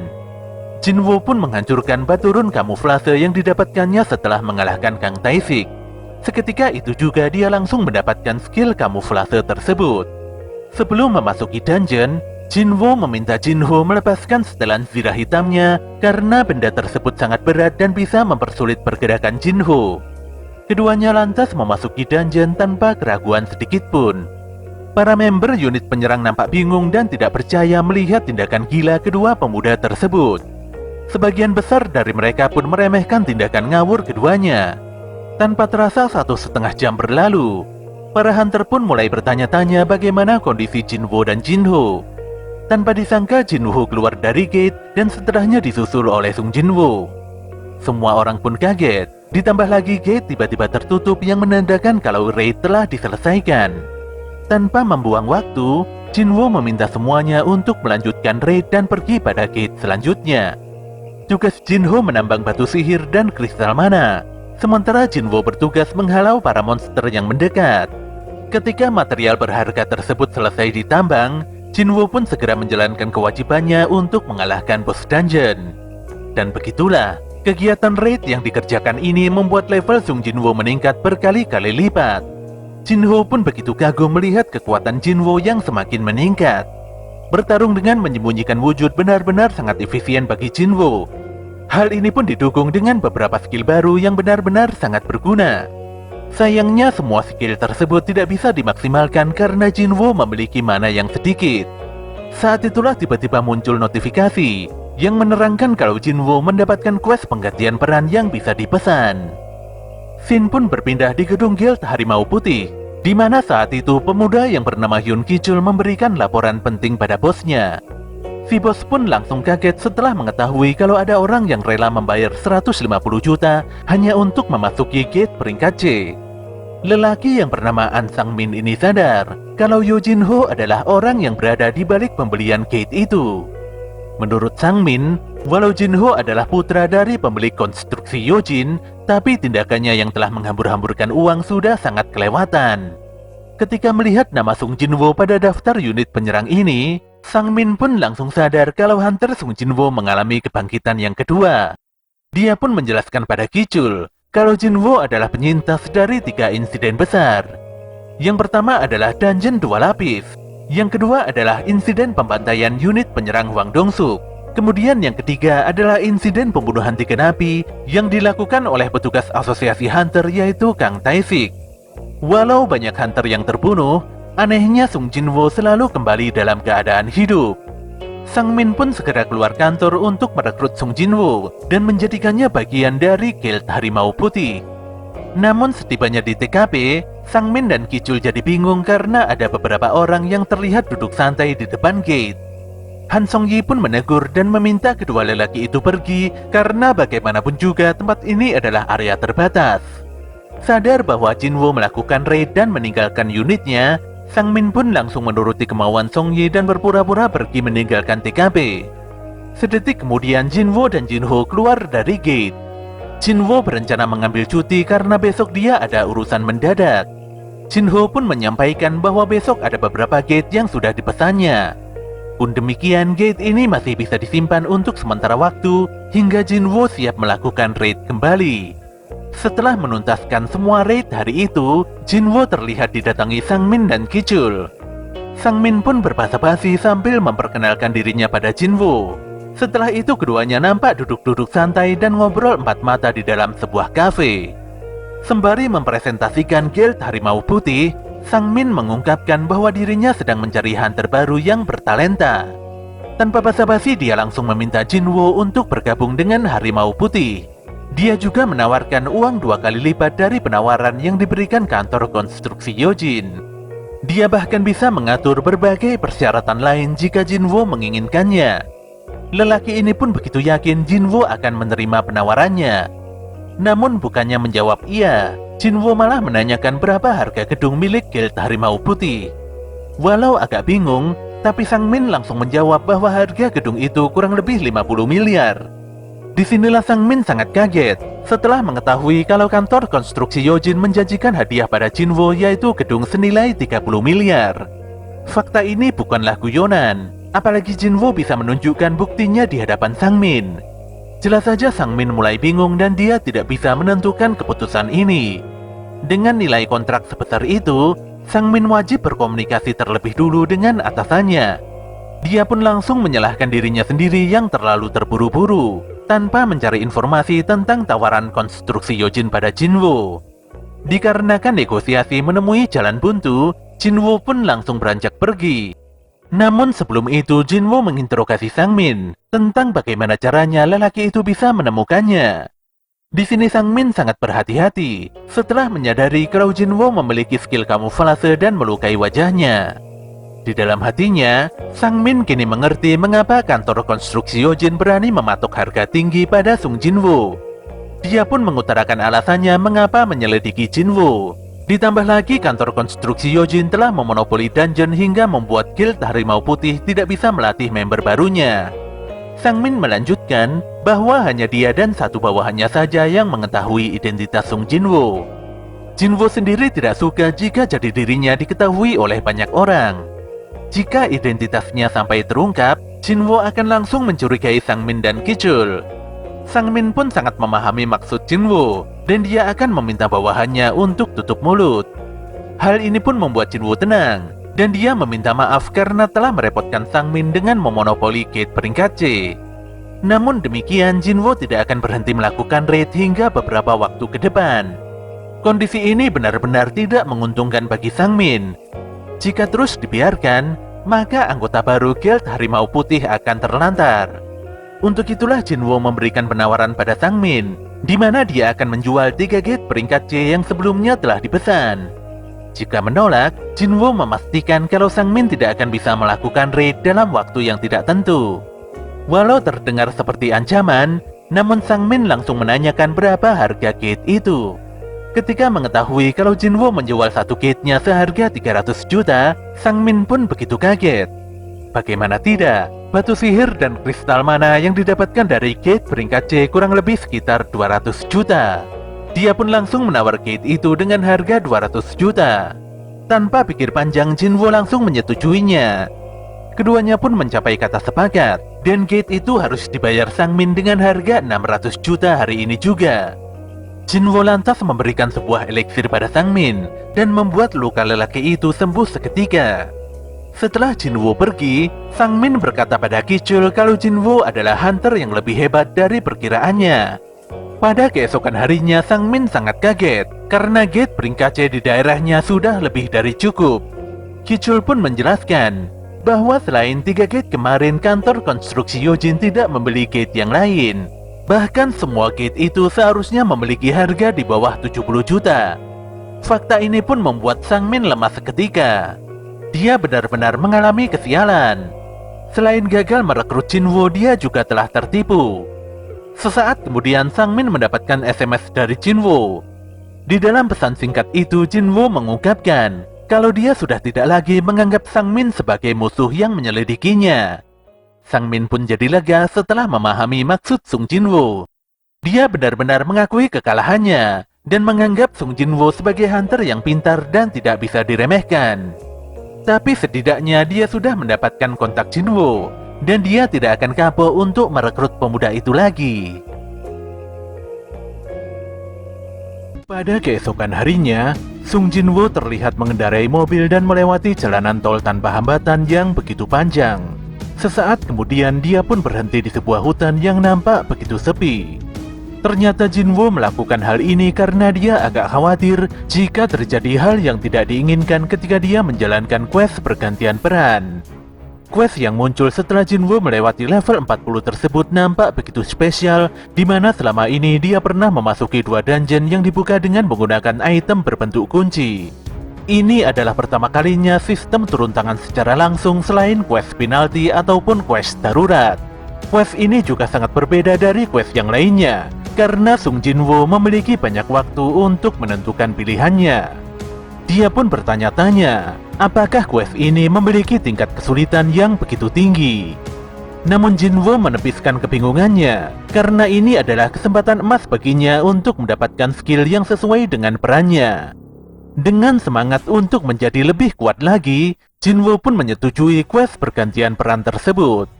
Setelah menentukan pilihannya, di hadapan Jinwoo muncul gate super besar dengan aura kegelapan yang begitu pekat. Parahnya, ternyata Jinwoo kelupaan untuk menyelesaikan quest hariannya. Sembari berjalan memasuki dungeon, Jinwoo berjanji akan menyelesaikan quest hariannya tersebut ketika pulang nanti. Sekilas tidak ada yang aneh dengan dungeon ini. Jinwoo pun merasa kalau dungeon ini layaknya dungeon biasa yang sering dimasukinya. Seperti biasa, dia tidak akan bisa meninggalkan dungeon sebelum menyelesaikan quest bergantian perannya. Sedetik kemudian dia didatangi oleh sesosok monster tipe kesatria yang selevel dengannya. Jinwoo pun melepaskan tebasan kilat belati kasakanya pada kesatria itu. Sayangnya tebasan kasaka tidak mempan sama sekali untuk menembus baju sirah si kesatria. Kondisi pun semakin parah karena skill serangan kritikal juga tidak berguna. Jinwoo pun terpaksa menggunakan kekuatan tangan kosongnya untuk menghancurkan sirah si kesatria. Apalagi sebelumnya dia mengingat pengalamannya dalam menghadapi kerasnya kulit ular taring biru kasaka. Walau Jinwoo berhasil mengoyak tubuh si kesatria dengan mudah, namun dia tidak bisa bersantai-santai karena beberapa monster tipe kesatria yang lain mulai mendatanginya. Dia pun berhasil mengalahkan beberapa kesatria tersebut dengan kekuatan tangan kosongnya. Namun masalah baru mulai bermunculan. Dengan insting tajamnya, Jinwoo melesatkan belati kasakannya ke belakang hingga menembus leher monster tipe assassin. Assassin ini bisa berkamuflase, dan ini merupakan hal yang sangat merepotkan bagi Jinwoo. Sedetik kemudian musuh pengguna sihir nampak menyerang Jinwoo dengan tembakan sihir cahaya. Kondisi ini pun membuat Jinwoo berpikir, kalau semua ini layaknya mengulang kembali seluruh pertarungan lamanya. Mulai dari ular taring biru kasaka yang tangguh hingga sosok Kang Taisik yang memiliki skill kamuflase. Jinwoo pun sangat kesal karena quest ini cukup merepotkan. Ditambah lagi status dalam menghadapi setiap monster selalu berbeda. Monster tipe kesatria harus dihadapi dengan otot, assassin dengan indera, dan pemanah dengan kecepatan. Namun yang jadi masalah sebenarnya adalah monster tipe penyihir yang selalu melakukan serangan jarak jauh. Serangan bertubi-tubi yang tidak pernah berhenti membuat status kelelahan Jinwoo semakin meningkat. Oleh karena itulah dia harus sesegera mungkin menyelesaikan quest ini. Di sisi lain, Jinwoo sedang makan malam bersama bapaknya di sebuah restoran terkemuka. Sedetik kemudian kakaknya datang dan menyapa keduanya dengan wajah yang cukup serius. Sepanjang pertemuan ini Jinwoo hanya diam saja, dan entah mengapa dia tidak ada selera sama sekali untuk menghabiskan hidangan yang ada di hadapannya. Dia pun menjawab sekenanya, ketika bapaknya yang bernama Yo Myung-han menanyakan mengapa Jinwoo tidak menyentuh makanannya. Myung-han pun kemudian bertanya pada Jin-sung tentang proses pembangunan guild yang direncanakan sebelumnya. Jin-sun pun menjawab kalau dia telah ditolak oleh 2 hunter peringkat S di negara ini. Namun itu bukanlah masalah, karena dia sedang bernegosiasi dengan hunter peringkat S di Eropa dan Timur Tengah. Hunter peringkat tinggi tersebut pasti akan setuju jika syarat yang diberikan menguntungkan. Di sini Jin-sung mengingatkan Jinwoo agar tidak sembrono melakukan tindakan aneh seperti membeli raid peringkat C dengan harga yang mahal. Walau Jinho berusaha mencetak banyak prestasi dengan melakukan raid, namun Jinsung tidak terima jika adiknya itu mengganggu urusannya. Pernyataan Jinsung pun membuat Jinho terdiam 1000 bahasa. Sementara itu Choi Jong-in menemui beberapa membernya di atap gedung Hunters Guild. Nampaknya Hunters Guild telah melakukan persiapan penuh untuk melakukan operasi pengintaian Pulau Jeju. Choi pun menelpon Pak Go Gun-hee dan menyampaikan rasa terima kasihnya karena Gun-hee telah menyetujui ide rencana operasi ini. Pak Gun-hee pun tidak mengapa. Pasalnya Hunters Guild selalu mengingatkannya tentang tragedi kelam di Pulau Jeju yang seharusnya tidak dilupakan oleh semua orang. Dia pun berpesan agar Choi dan yang lainnya selalu waspada, karena Pulau Jeju adalah tempat yang sangat berbahaya. Setelah komunikasi yang singkat itu, Hunters Guild pun mulai berangkat dengan menggunakan helikopter. Kembali pada Jinwoo, di mana dia telah membantai seluruh monster yang muncul di hadapannya. Dia pun mendapatkan drop item dan setelan sirah pelindung dari para monster. Tentu saja Jinwoo langsung mengenakan pelindung tersebut, apalagi item itu nampak transparan dan tidak mengubah penampilannya. Setelah memulihkan seluruh statusnya, Jinwoo pun melanjutkan perjalanannya hingga menemukan pintu ruangan boss dungeon. Tanpa banyak berpikir, dia lantas membuka dan memasuki ruangan besar tersebut. Udara di dalam ruangan ini begitu berat hingga membuat Jinwoo merinding. Dia lantas disambut oleh komandan kesatria berarmor merah yang diketahui bernama Igris. Jinwoo sadar betul, dia kembali merasakan sensasi mengerikan seperti yang dialaminya dulu di dalam dungeon 2 lapis. Igris yang dijuluki Sang Darah Merah jelas-jelas adalah musuh yang sangat kuat. Namanya yang berwarna merah gelap membuat Jinwoo mulai khawatir. Igris pun melesat begitu cepat dan menyabetkan pedangnya pada Jinwoo. Jinwoo sangat kaget karena sabetan Igris bisa menghancurkan pilar kokoh di ruangan ini dengan begitu mudah. Komandan kesatria ini pun terus menekan Jinwoo dan tidak memberikan kesempatan pemuda itu untuk menyerang. Bagi Jinwoo, Igris adalah musuh yang tidak sekedar kuat, apalagi kesatria ini memiliki kecepatan super walau dia mengenakan setelan baju baja yang terlihat berat. Sabetannya pun mematikan dan bisa merusak seluruh ruangan dengan begitu mudah. Jinwoo lantas menyerang Igris dengan tebasan belati kasakannya. Sayangnya, belati andalannya itu tidak mampu menembus baju sirah Igris yang begitu keras. Walau kecepatan keduanya sama, namun power Igris jauh lebih besar dari Sung Jinwoo.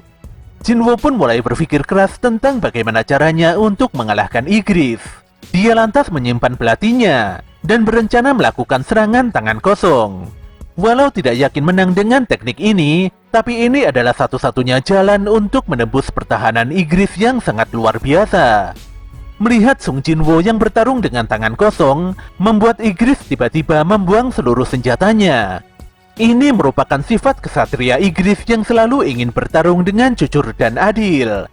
Sang komandan ini pun melesat dan membanting Sung Jinwoo dengan begitu brutal. Jinwoo pun benar-benar tersudut, dan dia selalu menerima serbuan pukulan Igris yang begitu kuat. Walau sudah menangkis seluruh pukulan itu, namun Jinwoo banyak kehilangan HP-nya.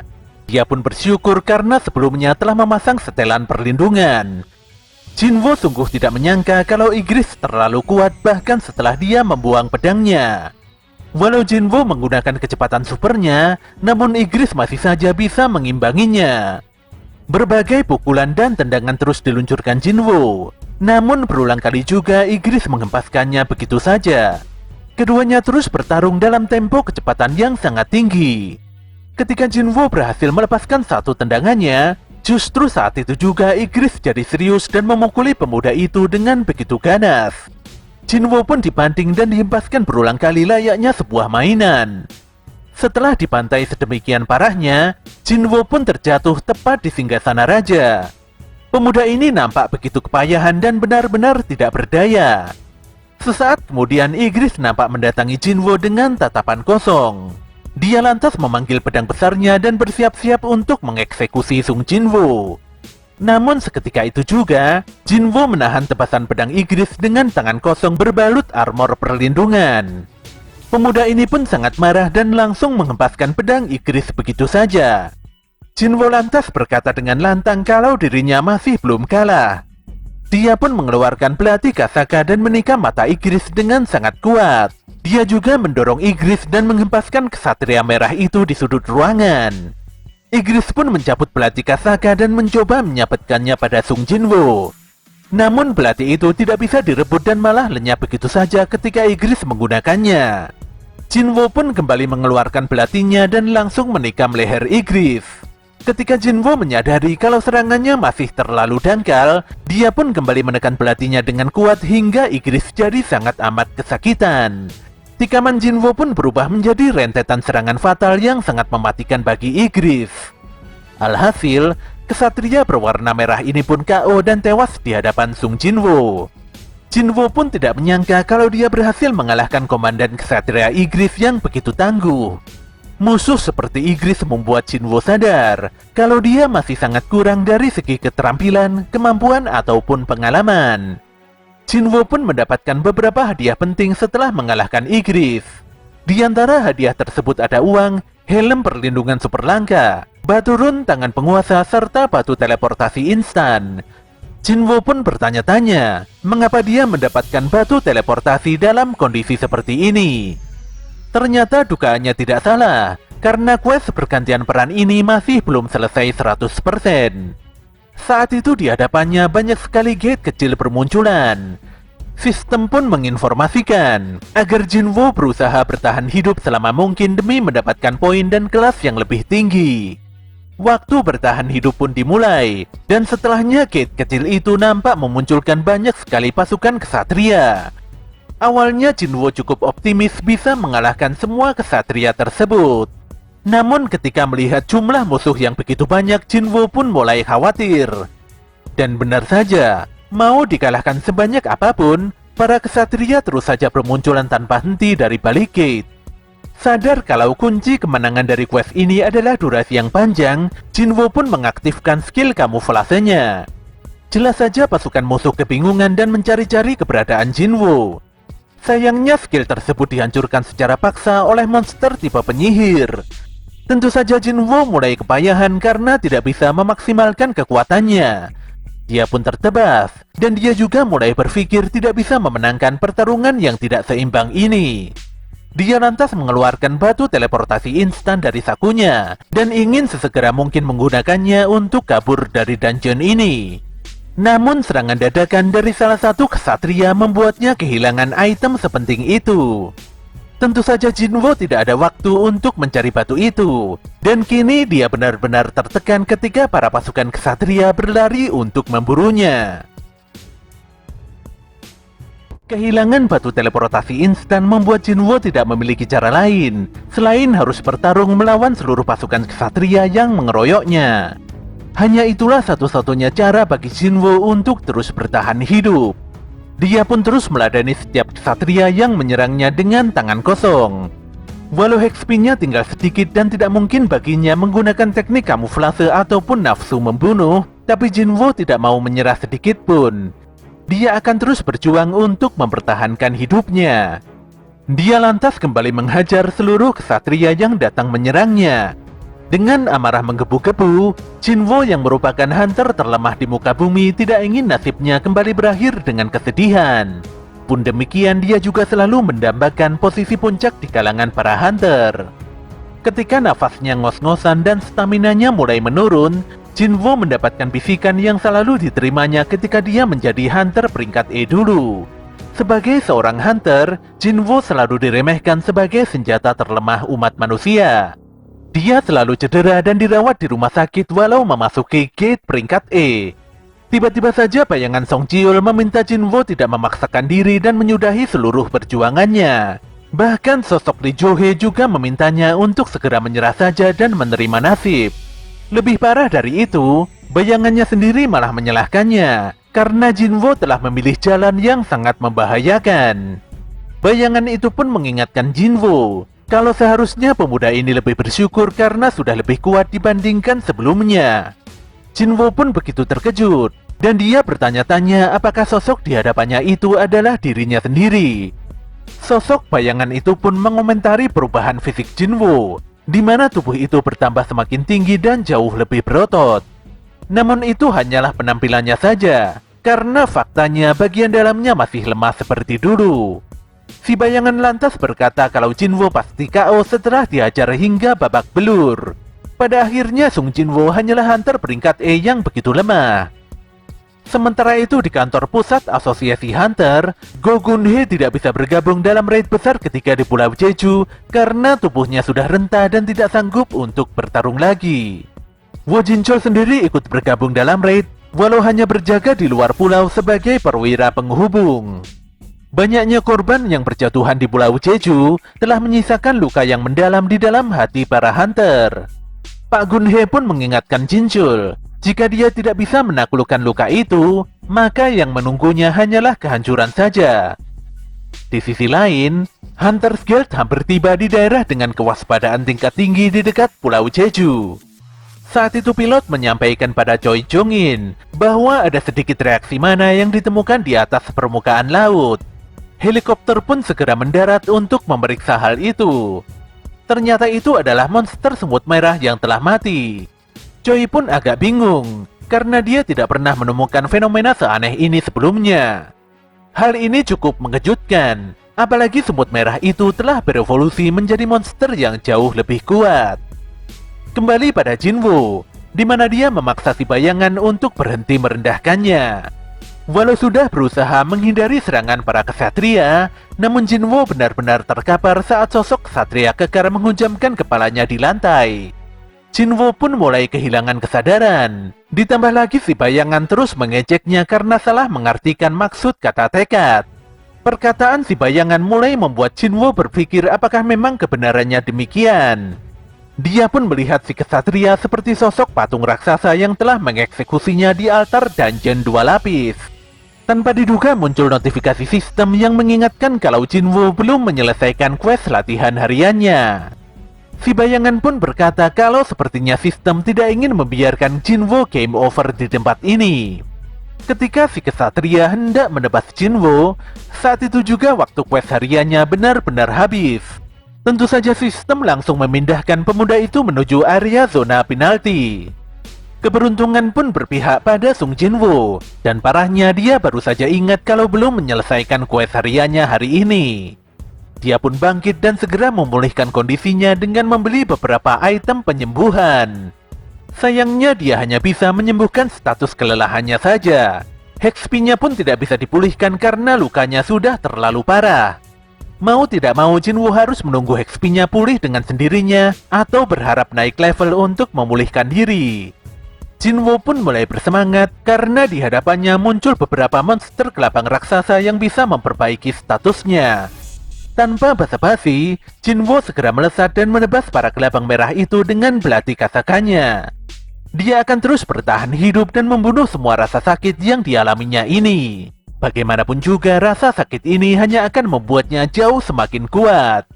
Jinwo pun berhasil mengalahkan seluruh kelabang raksasa beracun dalam waktu yang relatif singkat. Tentu saja upaya ini membuat Jinwo naik level dan HP-nya kembali pulih sepenuhnya. Di sisa waktu yang ada, Jinwo membeli sebuah belati yang bernama Knight Killer. Sesuai dengan namanya, belati ini bisa memberikan damage tambahan sebesar 25% pada monster bertipe baju baja seperti ksatria dan sejenisnya. Walau harganya cukup mahal, namun Knight Killer adalah item yang worth it untuk dibeli. Jinwo lantas menghancurkan Baturun yang merupakan hadiah setelah mengalahkan Igris. Dia pun mendapatkan skill tangan penguasa, di mana skill tanpa mana ini bisa membuatnya mengendalikan objek fisik tanpa menyentuhnya. Setelah membalut lengannya dengan perban, Jinwo pun benar-benar sudah siap untuk bertarung kembali. Ketika waktu zona penalti telah usai, Jinwo berpindah kembali di ruangan para ksatria. Parahnya, saat ini jumlah para ksatria benar-benar membludak begitu banyak dari sebelumnya. Berkat Knight Killer, Jinwo bisa menebas para ksatria dengan begitu mudah. Tentu saja pertarungan kali ini lebih efisien dibandingkan dengan tangan kosong. Namun Jinwo mulai sadar kalau ada hal yang tidak beres di tempat ini, di mana para musuh nampaknya tidak berkurang sama sekali walau sudah dibantai sedemikian rupa. Pandangan Jinwo pun terfokus pada para penyihir di barisan belakang para ksatria, yang mana mereka terus merapalkan mantra tanpa melakukan penyerangan sama sekali. Dia pun sadar kalau para penyihir itu telah membuka gate dan melakukan sihir pemanggilan yang terus memunculkan para kesatria tanpa batas. Pantas saja EXP Jinwo tidak mengalami peningkatan sama sekali, walau sudah mengalahkan begitu banyak para kesatria. Untuk memastikannya, Jinwo lantas melesat dan melemparkan beratikasakannya hingga menembus tubuh salah satu penyihir. Dan benar saja, setelah penyihir dilumpuhkan, beberapa pasukan kesatria langsung ambruk begitu saja.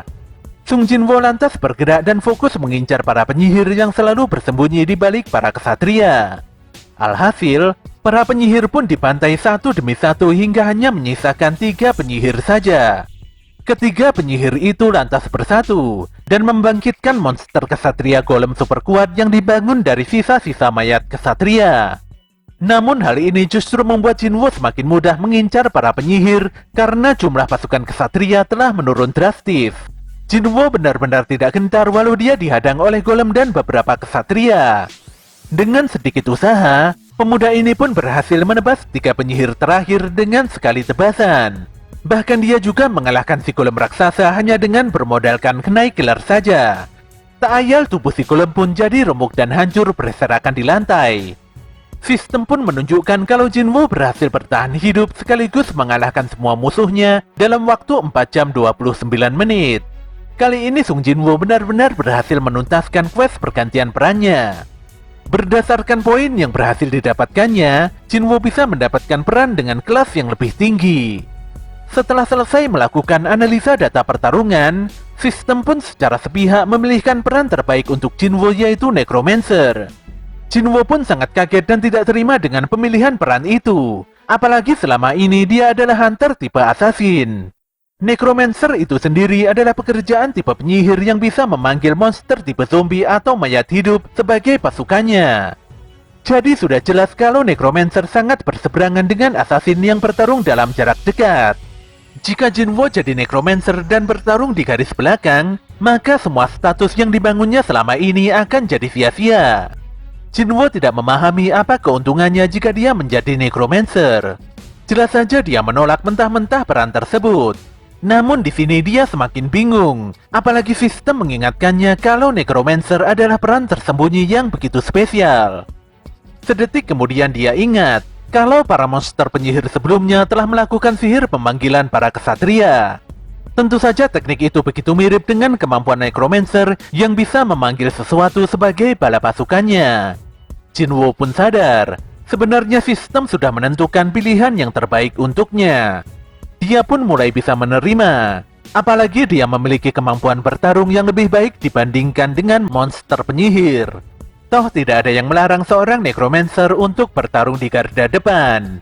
Dengan pertimbangan yang begitu matang, Jinwo pun akhirnya menyetujui perannya sebagai seorang Necromancer. Tiba-tiba saja tubuhnya nampak diselimuti aura bayangan yang sangat pekat. Saat itu juga sistem memberikan informasi kalau Jinwo bisa melaju ke kelas yang lebih tinggi berdasarkan jumlah poin yang didapatkannya.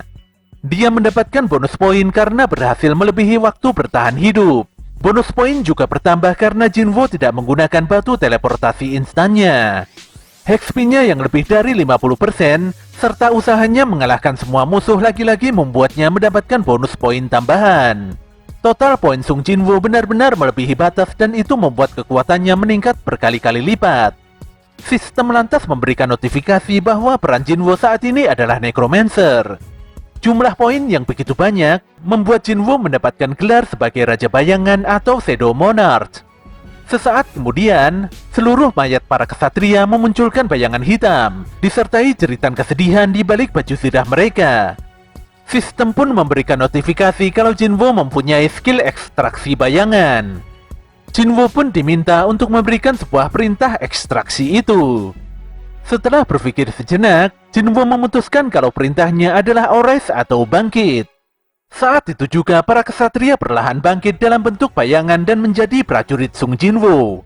Jinwo lantas mendapatkan skill khusus yaitu menyimpan bayangan dan menciptakan prajurit.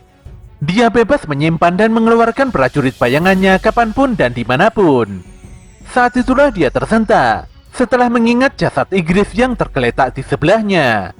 Tentu saja Jinwo berniat membangkitkan Igris dengan kemampuan barunya itu. Untuk melakukan hal itu, Jinwo terpaksa merelakan 11 prajurit bayangannya menghilang. Dia pun memberikan perintah agar Igris bangkit dan mematuhinya. Sayangnya usaha pertamanya gagal dan menyisakan 2 kali percobaan ekstraksi lagi. Percobaan keduanya pun juga mengalami kegagalan karena Igris adalah monster kesatria dengan level yang sangat tinggi. Jelas saja hal ini membuat Jinwo agak frustasi. Jinwo pun bertanya pada Igris, apakah komandan kesatria merah itu selalu menunggu kepulangan rajanya? Raja yang benar-benar tidak jelas kapan kembali. Sebagai seorang prajurit, Igris memiliki ambisi untuk mengalahkan lawan dan melindungi junjungannya. Berdiam diri di tempat ini tidak akan membuat Igris mempersembahkan pedangnya. Oleh karena itulah Jinwo mengulurkan tangannya pada Igris dan meminta komandan kesatria itu untuk patuh dan melindunginya.